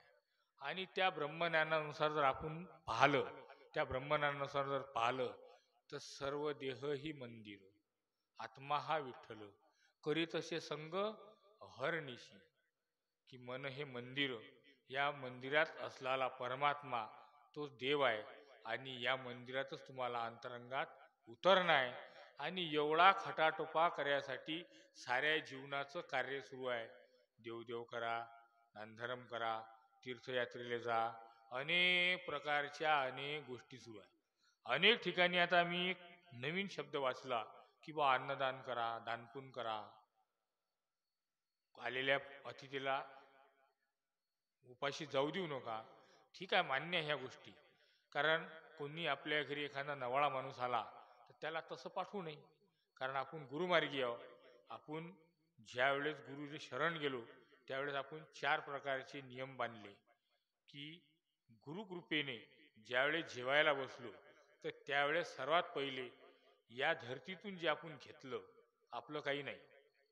आपण जरी म्हणतो ही शेती माझी, घर माझं, दार माझं, आपलं काही नाही. या ठिकाणी जी जे तुम्हाला कार्य दिसते, जे जे साहित्य दिसते, याच्यावर सर्वचा सर्व अधिकार या यक्षिणीचा, या कर्मभूमीचा आहे. म्हणून सर्वात पहिले त्या कर्मभूमीला अर्पण करा.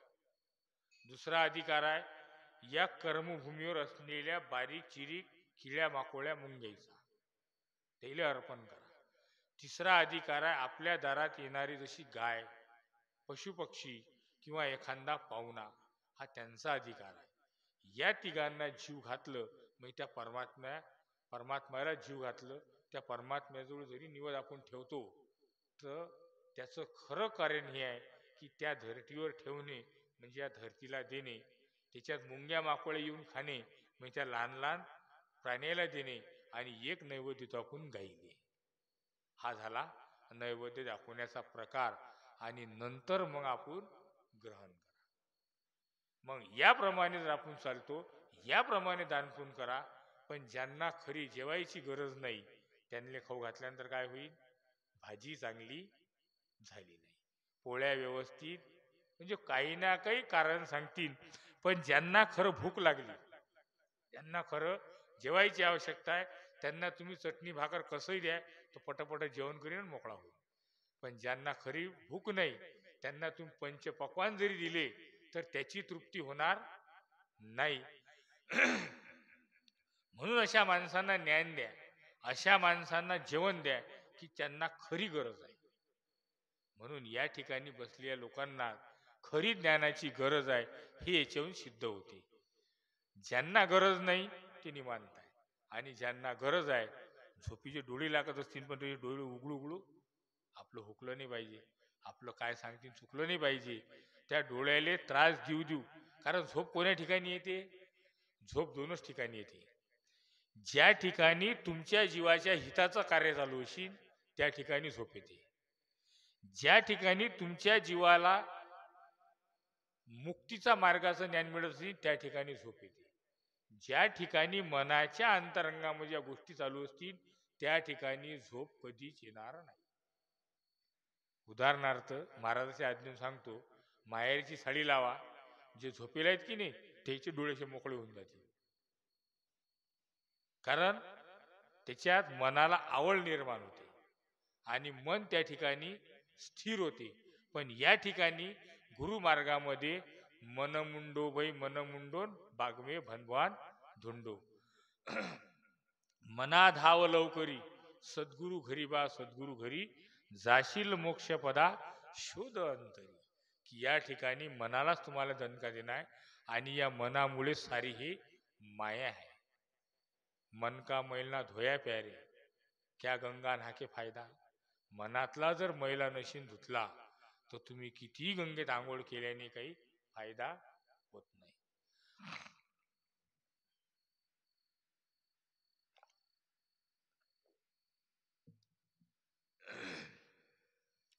संत म्हणतात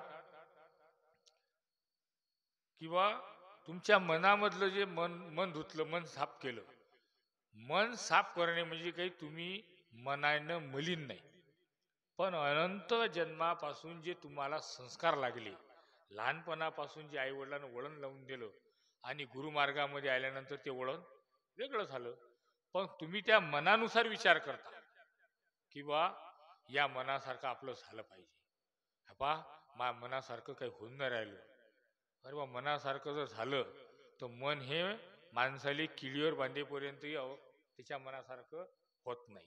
एखाद्या माणसाला सुरुवातीला जर बसवलं, पायी चालला, त्याला सायकलवर बसा वाटी, मग त्याला वेळ जमलं. थोड्या वेळानं गाडीवाला आला तर म्हणते नाही गाडी असती जमलं असतं, म्हणजे गाडीवर मन गेलं. गाडी आल्यानंतर काय लेखाचं जरा फोर व्हीलर आली असती तर जरा मस्त जमलं असतं, मग त्याला फोर व्हीलर घ्या वाटते. फोर व्हीलर झाल्यानंतर नाही याच्यापेक्षा जरा चांगली महाग असती तर ती चांगलं झालं असतं. कालांतरानं रेल्वे जर असती आपली तर फार चांगलं झालं असतं. म्हणजे माणसाची आशा वाढत वाढत वाढत जाते, आखरी किडीवर बांधेपर्यंत आशा कमी होत नाही. म्हणून आशा लालसा हेच माणसाला सुचत. आशा मनसा तृष्णा कल्पना यांच्या संगती जीवाचा घातच होणे आहे. म्हणून समाधानी असणे. आपल्याकडे सायकल आहे, पण हा पायी जाणारा पायी जाऊन आपण सायकलवर चाललो, त्याच्यापेक्षा आपण खूप सुखी आहोत. हे माणसानं मनाला मानायला लावलं पाहिजे. तर ते मन तुमचं धीरे धीरे धीरे धीरे तुमच्या मन काबीजमध्ये येईल. लोक काय म्हणतात, भाऊ तसं नाही ना, मन ताब्यात घ्यावं लागेल तर परमार्थ जमीन. मन ताब्यात, चांगले चांगले ऋषीमुनी थकले, मन ताब्यात नाही घेऊ शकले, आपण संसारी काय घेसा.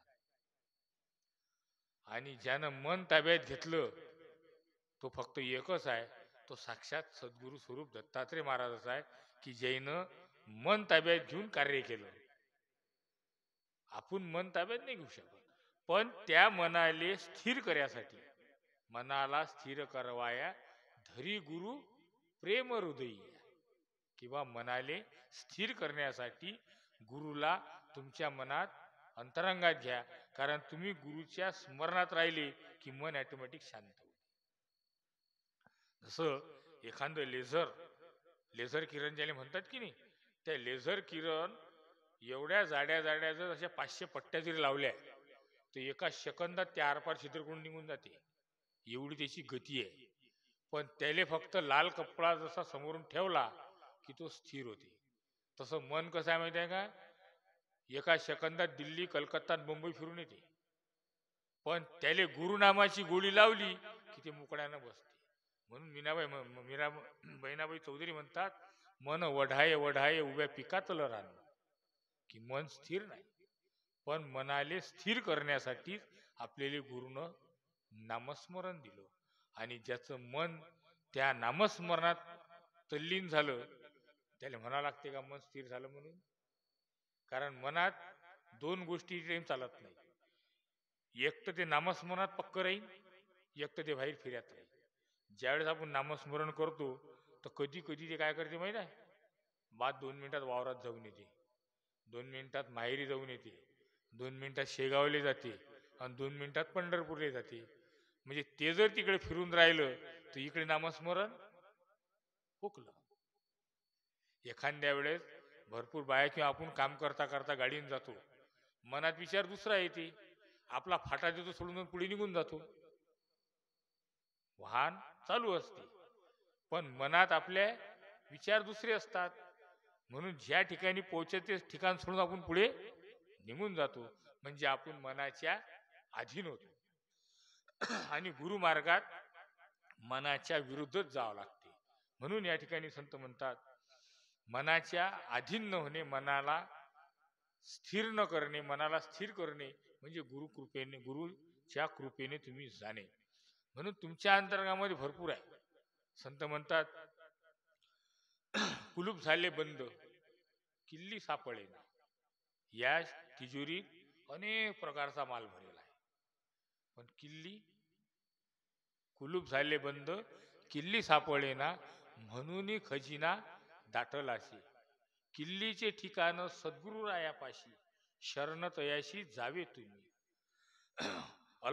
शरणतयाशी जावे तुम्ही, किल्ली पारखली एकदा बिरलान, त्याचे डोळा दिशे ब्रह्मरूप. तुका म्हणे ऐशा किल्ल्या झाल्या किती, तुका म्हणे ऐशा किल्ल्या झाल्या किती, जन्मन सरती वेळोवेळा. जर तुम्हाला या कुलपाची किल्ली जर पाहायची असेल तर तुम्हाला शरण जावं लागेल सद्गुरूले, आणि सद्गुरूला शरण जायल्याशिवाय तुमच्या किल्लीचं कुलूप उघडणार नाही. म्हणून ते कुलूप जर उघडायचं असेल तर तुम्हाला सद्गुरू जायचं आहे. हिच्या पुढे काय म्हणतात ते, सद्गुरू रायाची कृपा, सद्गुरू रायाची कृपा मजवर झाली, किल्ली उघडली कवाळाची. हस्तकी धरुनी मंदिराशी नेले, देव दाखविले दृष्टी पुढे. अलभ्य लाभ देऊनी उपकार केला, जुना ठाव दिला माझा मज. तुका म्हणे सद्गुरू, तुका म्हणे देव मजशी भेटला, सद्गुरू भेटला परब्रह्म. की त्या सद्गुरूत जेवढी ताकद आहे की तेच तुम्हाला या मंदिरात नेऊ शकतात, तेच तुम्हाला या मंदिराचं कुलूप उघडून देऊ शकतात, आणि तेच तुम्हाला या अंतरंगामध्ये जो भरलेला ठेवा आहे, आत्मस्वरूपाचा जो ठेवा आहे, तेच तुम्हाला उघडून करून देऊ शकतात. म्हणून अशा तत्वज्ञानी ब्रह्मनिष्ठ सद्गुरूला शरण जावं लागेल. बता दे मोक्ष का मार्ग, गुरुमय शरण मी तेरी. किंवा तेव्हा मोक्षाचा जो मार्ग आहे हा तुम्ही मला दाखवा, मी तुम्हाला शरण आलेलो. बता दे मोक्ष का मार्ग गुरुमय शरण तेरी. किताबे धर्म चर्चा की हजारो बाच की देखी. किंवा हजारो पुस्तक वाचले, हजारो ग्रंथ वाचले, पण ग्रंथामध्ये जन्म मरणाचं ज्ञान आहे का? जर ज्ञान त्याच्यामध्ये आहे तर जगात गुरु करण्याची आवश्यकताच नसती. पुस्तक वाचून सगळे शिष्य झाले असते, चांगदेवाने मग ज्ञान घेऊन शिष्य झाले असते. परंतु जो अधिकार असते, जी वाणी असते, मग पुस्तका वाचून जर समजा ज्ञान मिळालं असतं तर मोठमोठे विद्यापीठ नसते काढले गेले, मोठमोठे मठमंदिरं काढल्या नसते गेले, प्रत्येकानं ग्रंथ वाचले असते, मोक्षाला निघून गेले असते. किताबे धर्म चर्चा की हजारो बाच की देखी. मिटा नाही संशय मन का अकल जंजाल में घेर झाली. किंवा अनेक प्रकारचे तुम्ही ग्रंथ वाचा, अनेक प्रकारची पुस्तकं वाचा, पण त्याच्यामध्ये मेख मारून ठेवल्यात लिहिणाऱ्यानं, आणि त्या मेखा खोल्या जर अशील तर तुम्हाला जावं लागेल गुरुला शरण. तेच गुरु तुम्हाला त्यातल्या मेखा ओळखू शकतात, त्यातल्या गोष्टी समजू शकतात. किताबे धर्म चर्चा की हजारो बाच की देखी. मिटा नहीं संशय मन का अकल जंजाल में जली. बता दे मोक्ष का मार्ग गुरुमय शरण में दे. संत दर्याजी म्हणतात, गुरुने बात सुनायची मुझे फकीर बनायची. मग गुरुला शरण गेलो तर गुरुने काय केलं? गुरुने बात सुनायची मुझे फकीर बनायची. निराकार सिर त्याज लगाया निर्गुण उनकी शैली. जो निराकार आहे, जे निर्गुण आपण म्हणतो, निराकार सिर ताज लगाया निर्गुण उनकी शैली. चितांबर की कफने पेनी हाथ में उनमुन झोली. आत्मज्ञान का लिया कटोरा घर घर मांगे टुक्का. काम क्रोध की धुनी जलाई अनुहात वाजे डंका. संताईनं पदामध्ये इतकं ब्रह्मज्ञान टाकून ठेवलं. इतक्या डीप मध्ये जाऊन इतके आपल्या संस्कृतचे श्लोक, अनेक प्रकारचे श्लोक सांगितले. समजायला तर पाहिजे की नाही? काही डोक्यात जाईन तर ठीक, नाही तर तुम्ही म्हणता नाही पा झोपलेलं बरं, हा बोल एखादा काय सांगू राहिला काही समजून नाही. म्हणून ज्या गोष्टी समजू शकतात, ज्या गोष्टी आपल्यापर्यंत जाऊ शकतात, साधा आणि सोप्या भाषेत सांगलं, साध्या सोप्या भाषेत आपले जर पद म्हणून दाखवले ना, सर्वही समजते. काही कोण्या ग्रंथातलं घ्यायची गरज नाही, कोणते श्लोक तुमच्या समोर मांडायची गरज नाही. नाही तर मी संस्कृतमध्ये धडधड सांगत जाईन, काही नाही समोर वाचून सांगीन, तुम्ही म्हणणार काय सांगलं, काहीच समजलं नाही. असा मेळ होईल की बाबा? म्हणून पदधाव्यामध्ये जे ज्ञान आहे, पदधाव्यामध्ये जे अनुभूत्या संतांनी सांगितल्या, त्याच महत्वाच्या. अनेक ग्रंथ आहेत. काबों क्रोध की धुनी जलाई अनुवाद वाजी डंका. अगम निगम की बुटिया जलाई गुरु बचन का पाणी. अनेक संत अनेक प्रकारच्या गोष्टी सांगतात. म्हणून आत्मसुखाचा ठेवा काय, तर आपण कधी काय करतो, खूप मार्गक्रमण करतो. आत्मज्ञान आत्मज्ञान, बा देवच हा परमात्मा आहे, आत्माच हा परमात्मा आहे, फक्त म्हणतो, पण याचा अनुभव नाही. आणि जोपर्यंत अनुभव नाही तोपर्यंत आपल्याला त्याचं मार्गदर्शन नाही.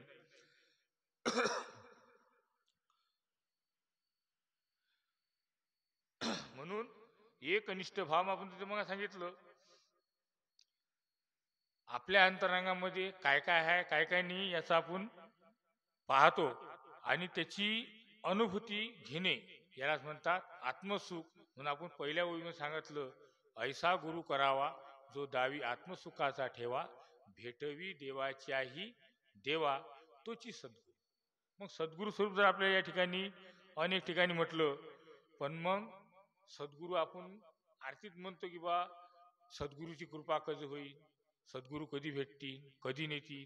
पण सद्गुरूची कृपा करून देणारेच गुरु आपल्याजवळ आहे, तर त्या सद्गुरूला पाहायची गरज नाही तिच्या नंदी, कारण त्यांना आपण कधी पाहिलंच नाही. ज्या गावाचं नाव माहीत नाही, ज्या ठिकाणाचं माहीत नाही, त्या ठिकाणाचा उदो उदो केल्यानं भेटीन का ते? पण त्या ठिकाणावर नेणारा जो मार्गदर्शक असतील त्याचा उदो उदो करा आणि त्याच्या संग.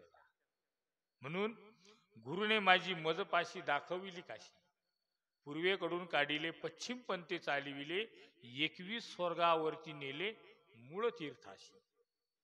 मग आता 21 स्वर्ग कुठे आहे, 42 स्वर्ग कुठे आहे, आपण याच्या अगोदर खूप अनुभव सांगितलं.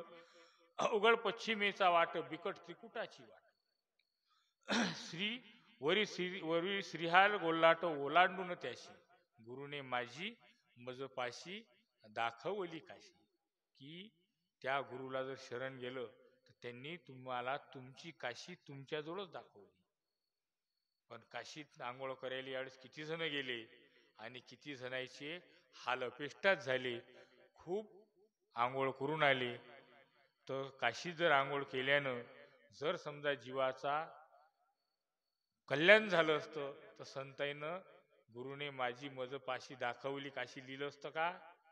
पुढे काय म्हणतात, पर्याग उन्मुनीचे तीर, प्रयाग जे ठिकाण म्हणतो की नाही, पर्याग उन्मुनीचे तीर, 10वे द्वारी वाट सुंदर, सोहम ब्रह्म दाखविले त्याशी.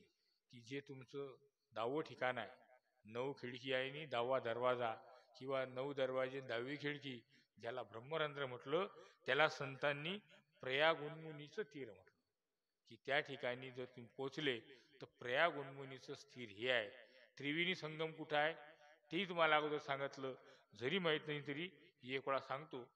पुढे काय म्हणतात, पाहिले सहस्त्रदळ कमळ, पाहिले सहस्त्रदळ कमळ, तेथे योगी जनांचा मेळ, परमहंस बैसले बाळ होऊनी संन्याशी, गुरुने माझी मजपाशी दाखवली काशी. पुढे काय म्हणतात, ऐशी देहाची यात्रा केली, कावळ मलिंगा घातली, ज्योतिबाने खेप नेली, चुकवेली फेरी 84ची. जर 84ची खेप चुकवायची असेल तर संतांनी सांगितल्यानुसार ही यात्रा करा. गुरुने माझी मजपाशी दाखवली काशी.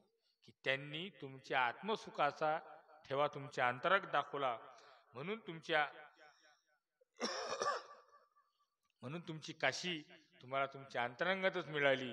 आणि या काशीमध्ये गेल्याने तुमची 84ची फेरी चुकली असे संत म्हणतात, मी नाही. पुढे, देवदेव म्हणून व्यर्थ का फिरसी, देवदेव म्हणून व्यर्थ का फिरसी, निज देव नेनसी मुळी कोण, देवा नाही रूप, देवा नाही नाव, देवा नाही गाव, कोठे काही ठाव. किंवा आपण ज्यांना देव म्हणतो त्यांना नाही गाव, त्यांना नाही नाव, त्यांचा नाही ठाव. मग आता यांचा ठाव आहे कुठं, तर संत ज्ञानदेव म्हणे, भजा आत्मदेव, अखंडित सेवा त्यांची करा. ज्ञानेश्वर महाराज म्हणतात की बा भजा आत्मदेव, अखंडित सेवा त्यांची करा. ज्ञानेश्वरीमध्ये म्हटलेलं आहे त्यांनी. आपल्या आनंद संप्रदायामध्ये सांगितलं आहे की बा आत्मा सोयी परमात्मा, त्या आत्म्याचं जर दर्शन झालं तर त्या परमात्म्याचं दर्शन तुम्हाला सरळ होईल. कारण आपण याच्यातही म्हणतो, कसे कडेल गुरु वाचून मार्ग कठीण, 3 वाटा ह्या त्रिकुटी, 2 सरळ 1 उरफाटी, जीवाशिवाच्या झाल्या भेटी याच रस्त्यानं. खिचिरी भुचिरी चाचेरी अगोचेरी, उन्मुनी आल्या ह्याही द्वारी याच रस्त्याने, येथे भुलल्या 12-16 नारी याच रस्त्यानं. हे वय सद्गुरु घरची खून, खेचेरी भुचिरी चाचेरी अगोचेरी, उन्मुनी आल्या ह्याही द्वारी, येथे भुलल्या 12-16 नारी याच रस्त्यानं. ज्याने 10वे द्वार शोधिले, तिथे काळाचे काही नास आले. मग 10वे द्वार कुठं आहे, 9 खिडक्या प्रत्येकाले माहित आहे. 10वं द्वार माहित नशील तरी सांगतो, कारण नाही सांगितलं तर अनुवृत्तीत विषय राहून जाईल आणि तुम्ही म्हणसाल उद्या 10वं द्वार कुठे विचार पडसाल. म्हणून 10वं द्वार त्या ठिकाणी आहे ज्या ठिकाणावरून जीव तुमच्या या शरीरात आला, ते होय 10वं द्वार. मग कुठून आला जीव तुमच्या शरीरात? जीव कुठून आला? ज्यावेळेस लहान बाळ असते त्यावेळेस 3-4 दिवस काय धडधड करते, टाऊ. मग त्याला तेल लावलो कळक करता की नाही बा. मग त्याच्यातून तो या घरात शिरला. मग जाताना कुठून जाईन? जो त्या दरवाज्यातून गेला तोच मोक्षालय गेला, अन्यथा 9 खिडक्यातून जो गेला त्यालाच कर्मधर्माच्या फेऱ्यात गेला आणि 184 मध्ये भोग भोगत आहे, तो मोक्षालय काही गेला नाही. म्हणून महाराज लोक ज्यावेळेस आपण पुरवतो तर त्या महाराज लोकांच्या तिथूनच तो जीव निघून जायला असते. म्हणून या टाळूमध्ये छिद्र पडेल असते, त्या छिद्रातून त्या बॉडीत पाणी नाही जा म्हणून आपण वर तांब्याचं गंगाळ ठेवतो आणि त्याला समाधी देतो. हे तर माहितीशी नवा सर्वाईले. मग त्याच्यातून पाणी नाही जा म्हणून ठेवतो. एका महाराजांचं कार्य चालू असताना मी विचारलं का हे काऊन ठेवतात? ते उकरताना टिकाच लागू नये म्हणून ठेवतात. ते कितपत बरोबर आहे? पण ज्यावेळेस शास्त्र शोधलं, ज्यावेळेस अनेक लोकांनी विचारलं, त्यावेळेस समजलं जसा येते तसा जाते, जैसा आया वैसाही जाना है. आपण नेहमी म्हणतो आला तसा गेला. मग जो आला तसा नाही गेला म्हणजे कुठेतरी भुलला. एखादा माणूस आपल्या घरी येते, मग तसाच त्या वाटीने वापिस जाते की नाही? तो त्या वाटीने जाता दुसऱ्या वाटीने जर एखाद्याच्या इकडे गेला, आपण म्हणतो आला तसा गेला आणि कुठेतरी गेला आणि काहीतरी उपाधी करून राहिला. म्हणून जो जसा आला तसा गेला, त्या मूळ पुरुषाशी मिळाला, नाहीतर 184 भोग भोगण्याकरिता इथंच राहिला. हे होय अंतिम समयाचं तुमचं गोळ कसं होईल? संत म्हणतात अंतिम समयाला नाम आले मुखा, तुका म्हणे सुखा पार नाही. हा सारा कष्ट कशासाठी घेणे चालू आहे की अंतिम समय गोळ व्हावा. तो अंतिम समय गोळ होण्यासाठी हा पुऱ्या जीवनभराचा आपला धडपडा सुरू आहे. सकाळी उठू द्या, नामस्मरण करू द्या, कीर्तन भागवत प्रवचन ग्रंथ ऐकू द्या, देवदेव करू द्या, अनेक तीर्थाले जाऊ द्या. फक्त कशासाठी? अंतिम समय गोळ होण्यासाठी. मग अंतिम समय जर गोळ नाही झाला तर आपलं आयुष्य. म्हणून संतांनी सांगितलं जीवे मारून या जीववितो, जीवन मुक्त करतो सूक्ष्म गुरुमार्ग. की तुम्ही जितेपणीच मरेची अवस्था ज्याला येत असेल, जो जितेपणीच मरू शकू ते म्हणजे आपण झोपल्यानंतर जिवंत आहो की मेलो? घार झोपलो. घार झोपल्यानंतर घरात किती चोर आले आणि किती माल चोरून नेला पता असते का? म्हणजे आपण मेलेलो आहोत. परंतु कधी कधी अशी झोप असते आपण घोरतो, आपल्याला माहिती घोरणं चालू आहे, परंतु आजूबाजूनं काय बोलणं चालू आहे हे माहीत असते.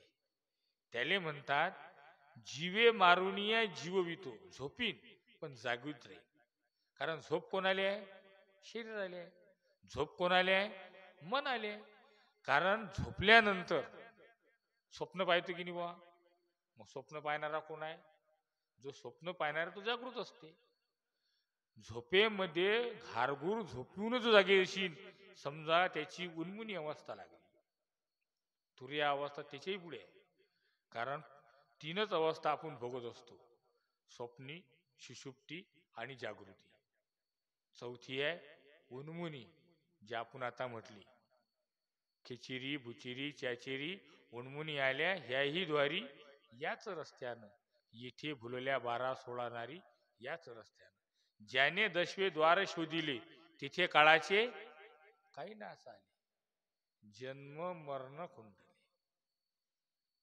वाट केसाहुनी लहान, वाट केसाहुनी लहान आहे, येणं जाणं याच रस्त्यानं. हे होय सद्गुरु घरची खून, घे गुरुपुत्रा ओळख. म्हणजे सद्गुरु घरची खून आहे आणि या ठिकाणी जो गुरुचा पुत्र असेल तोच ओळखू शकते, अन्यथा दुसरा कोणी ओळखू शकत नाही. वाट केसाहुनी लहान, येणं जाणं याच रस्त्यानं. हे वय सद्गुरु घरची खून, घे गुरुपुत्रा ओळख. याच्यापेक्षा अजून किती स्पष्ट सांगतील आपल्याला? हा, अनेक ठिकाणी आपण अनेक गोष्टी सांगतो. पुढे काय म्हणते? येणारा आत बघ जरा, जीव हा खरा नवेरे ही माया. काय म्हणते? येणारा आत बघ जरा, जीव हा खरा नवे रे ही माया. तू बुद्धी दर्पण ब्रह्मरवीची छाया. किंवा तुला जे बुद्धी दिली, तू बुद्धी दर्पण ब्रह्मरवीची छाया. हे नरा आत बघ जरा, जीव हा खरा नवे रे ही माया. की तुमच्या अंतरंगामध्ये तुमच्यात जो जीव आहे ही माया नाही, ते ब्रह्मरूप आहे. वरी वरी मेघ अंबरी तेच सागरी उठून मावळती. ही उपमा घेता वृत्ती तुला त्या कळते. तू खरा वृत्तीचा झरा, शोध मग करा मुक्ती ही आली. बा गुरुकृपा तुझवर झाली. झाकुनी नेत्र एक पुढे काय म्हणते, त्यावरी अंपन किरण तुझे ते वाया. सामान्य ब्रह्मचैतन्य त्यात हे अन्य असे हे जीवाचे. हा भेद जाणती धन्य ते दैवाचे. झाकुनी नेत्र झाकुनी नेत्र अंतरी बैसशी. बारकाईने पाशी तव त्या चित्ती उठती बहुवृत्ती जाणत्या दीप्ती जीव किरणाच्या. ज्यावेळेस आपण नामस्मरणाले बसतो त्यावेळेस तुमच्या अंतरंगामध्ये तुमच्या मनामध्ये जे बारीक बारीक बारीक विचार येत असतील, हे विचार कुठून येतात, त्या विचार जिथवर येतात त्या तिथपर्यंत तुम्ही जाण्याचा प्रयत्न करा. धीरे धीरे धीरे ते विचार संपून जातील. वृत्ती तुझी कोठून उठे, मावळी शोधून पायती कुठे. की ते उठून कुठं राहिली आणि मावळून कुठं राहिली. तुमच्या मनात बीज तयार कुठून होऊन राहिले आणि संपून कुठे राहिले, हे त्या ठिकाणी शोध म्हणते. वृत्ती तुझी कोठून उठे, मावळी शोधून पायती कुठे. तो खरा वृत्तीचा झरा, शोध मग करा मुक्ती ही आहे. की तुमच्या मनामध्ये जे गोष्टी उठून राहिल्या त्या कुठून उठून राहिल्या, त्या कुठे जाऊन राहिल्या, याचं जर तुम्ही शोधलं तर तुम्हाला मुक्ती मिळेल. नाही तर फक्त देवादत्ता देवादत्ता जर सुरू केलं तर त्यानं मुक्ती मिळणार नाही. त्या नामाच्या अर्थारूप जा, त्या नामानं अंतरंगात जा. कारण तुमच्या अंतरंगात काय ठेवा ठेवेल आहे, या ठेव्यासाठीच आपण हे प्रवचन कीर्तन एवढं मोठं दत्तकथा लावली. पुढे काय म्हणते, तो खरा आस्तिता आणि नास्तिता वृत्तीशी स्वतः जरी तू पाशी, तू व्रात कसा मग ब्रह्मनिश्चय होशी. ही आत झाली मात तशा विश्वात अवघ्या देही. ही मात ही वात आत झाली मात ह्या विश्वात अवघ्या देही. हे चैतन्य तुझ्या अनुभवादी जीवाशी अमुक तो घळे. तत्काळ कुंभ बुद्धी ती मावळे. घटमात ज्ञानता समजली स्वतः त्याशी तत्वता ब्रह्म ते पायी. बा घटमात्राची चिदाभास जाणे तो देही. येणारा आत बघ जरा, जीव हा खरा. मग आता हे सर्वच्या सर्व करण्यासाठी, ह्या सर्वच्या सर्व गोष्टी करण्यासाठी आपल्याला अनेक प्रकारचे मार्ग सांगितले. मग कोणते कोणते मार्ग सांगितले, म्हणून म्हणतात 9 पायऱ्या टाकून वरती जावे मंदिरा. आत्मसख्याचा सखा तेथे नांदतो बर्मा. ब्रह्मविद्येचे चतुर्शाने जाणती ही गोळी. त्वरा करून घे सद्गुरु पायी प्रेमे घालावी. किंवा तुम्हाला 9 पायऱ्या टाकून जावं लागतात. आता 9 पायऱ्या कोणत्या आहेत, तर 9 पायऱ्या म्हणजे 9 प्रकारच्या भक्ती. ह्या 9 भक्तीतून जे नवी भक्ती आहे त्याला म्हणायला आत्मनिवेदन भक्ती. मग ही आत्मनिवेदन भक्ती जर तुम्ही केली तर तुम्ही त्या परब्रह्माच्या स्वरूपाला मिळू शकता.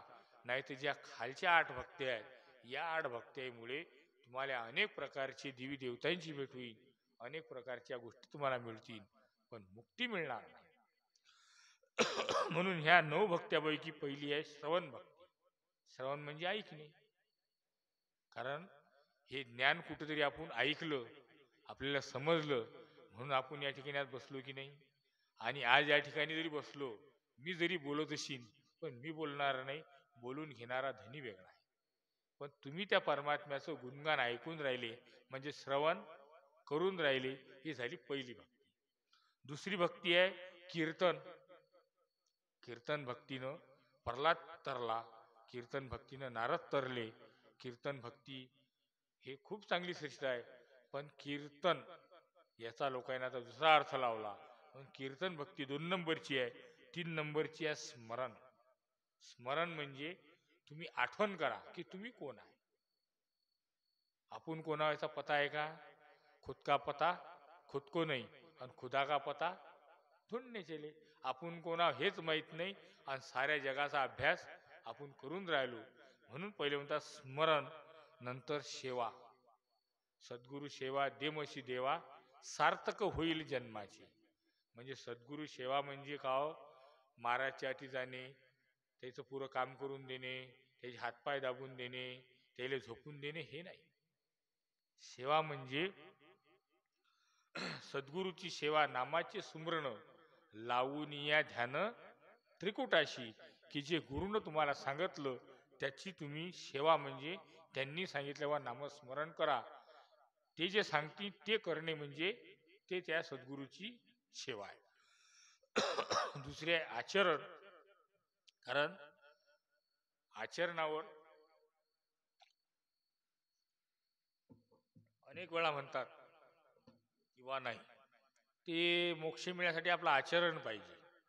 आचरण म्हणजे की तुम्ही या ठिकाणी आले, या ठिकाणी आल्यानंतर जे व्यासपीठावर सांगतील किंवा सद्गुरू सांगतील ते जशाच्या तशी ऐकणे, त्यानुसार तुम्ही वागणूक करणे, त्यानुसार तुमचं चलन ढलन ठेवणे, याला म्हणतात आचरण. आचरणाबद्दल मी अनेक गोष्टी ऐकल्या की बा नाही नाही ते आपल्याला मिळणार नाही, आपलं आचरण नाही. अरे बा सांगणारे तुम्ही म्हणता की बा ते आपलं आचरण नाही, आपल्याला मिळणार नाही, मग सांगता कशाला? म्हणजे सांगणाऱ्याचं आचरण बरोबर नाही का? हा एक त्यातला उद्देश असते. म्हणून आपलं आचरण शुद्ध असलं पाहिजे. दुसरं आहे वंदन. म्हणजे वंदन करणे, कोणाच्या परमात्म्याचं गुणगान करणे, वंदन करणे. ही आहे 6 नंबरची. 7वी आहे दास्यत्व, दास्यत्व भक्ती. 8वी आहे संख्यत्व आणि 9वी आहे आत्मनिवेदन. आणि या 9व्या भक्तीसाठी 9 पायऱ्या वरती टाकून जावे मंदिरा. म्हणजे ह्या 9 पायऱ्या टाकून तुम्हाला वर जावं लागेल. 9 पायऱ्या टाकून वरती जावे मंदिरा. आत्मसख्याचा सखा तेथे नांदतो बरवा. ब्रह्मविद्येचे चतुर्शहाणे जाणतील ही गोडी. त्वरा करून घ्या सद्गुरु पायी प्रेमे घाला उडी. म्हणून आता गुढीपाडवा समोर आलेला आहे, तर या प्रमाणे आपण जर आचरण ठेवलं, याप्रमाणे जर आपण केलं, नवी भक्तीचं जर आचरण केलं, तर आपल्या अंतरांगामध्ये आपले सद्गुरू आपल्याला त्या देवाच्या देवालाही भेटून देतील. आणि देवाच्या वर जो परमात्मा आहे त्याला म्हणेला मूळ सद्गुरू स्वरूप. आणि त्या मूळ सद्गुरू स्वरूपाला भेटणे हाच आपल्या जीवनाचा अंतिम कल्याण आणि अंतिम सत्य हेच आहे. म्हणून आज आपण नेहमी म्हणतो लावा गुढी अवघी उरली थोडी. गुढीचं पद म्हणतो आपण. आता गुढी पाडवायला आपला समाप्त आहे, त्यामुळे गुढीचं पद आठवलं. लावा गुढी अवघी उरली थोरी. म्हणजे अवधी म्हणजे टाईम आपल्याला थोडा उरला. या थोड्या टायमामध्ये तुम्ही गुढी उभारा. पण नेमकी गुढी कशी उभारावी? जसं आपण सध्या पाहतो की लोटा लावणे, साडी लावणे, हे गुढी नाही. सद्गुरु घरची गुढी कशी आहे ते सांगतो. बालपण खेळण्यात, तारुणपण हे विषयात, वृद्धपण खोकल्यात, हात पायाची चुंबडी. म्हणजे बालपण गेलं, वृद्धपण गेलं, म्हातारपणी फक्त पायाची चुंबडी करून बसून राहिलो, काही घडून राहिलं नाही. 100 वर्ष आयुष्य लिहिले, 100 वर्ष आयुष्य लिहिले, 50 वर्ष झोपेत गेले. 100 वर्षाचं आयुष्य दिले की नाही, 50 वर्ष झोपेत गेले. 10-5 रोगी नेले, आता नेत्र उघडी. किंवा याच्यापैकी 10-5 रोगी गेले, आता तरी डोळे उघड, आता तरी सावध होई, सद्गुरूला शरण जाई. आता तरी जे गेले नसतील किंवा ज्यांनी खरे गुरु केले असतील पण त्यांना शरण नसतील गेले, तरी काय म्हणते, आता तरी सावध होई, सद्गुरूला शरण जाई, नाम मंत्र मुखी घाई, यम फासा तोडी. म्हणजे सद्गुरूला आता तरी तन्मन धनानं शरण जा आणि त्यांच्याकडून नाम घ्या आणि तुमच्या यमाचा फंदा तोडा. गुढी हीच नवविद्या. जी गुढी आहे, ही नवविद्येची गुढी आहे. न गुढी ही नवविद्या विला विसरू नका, नका पाळू अनिक छंदा, गुरुचरणाची गुढी. की या नवविद्येची नवी जी सांगितली आत्मनिवेदन भक्ती, हिच्या नुसार कार्य करा आणि त्या सद्गुरूला शरण जा. ऐसा करावा पाडवा, याप्रमाणे ऐसा करावा पाडवा, निरालंब मिळेल ठेवा. की याप्रमाणे जर पाडवा केला, गुढी उभारली, तर निरालंबाला ठेवा मिळेल. देवज्ञ देवनाथ म्हणे दावा होत चाचणी. किंवा याप्रमाणे गुढी करा आणि तुमच्या आयुष्याची गुढी त्या निरालंबाले लावा.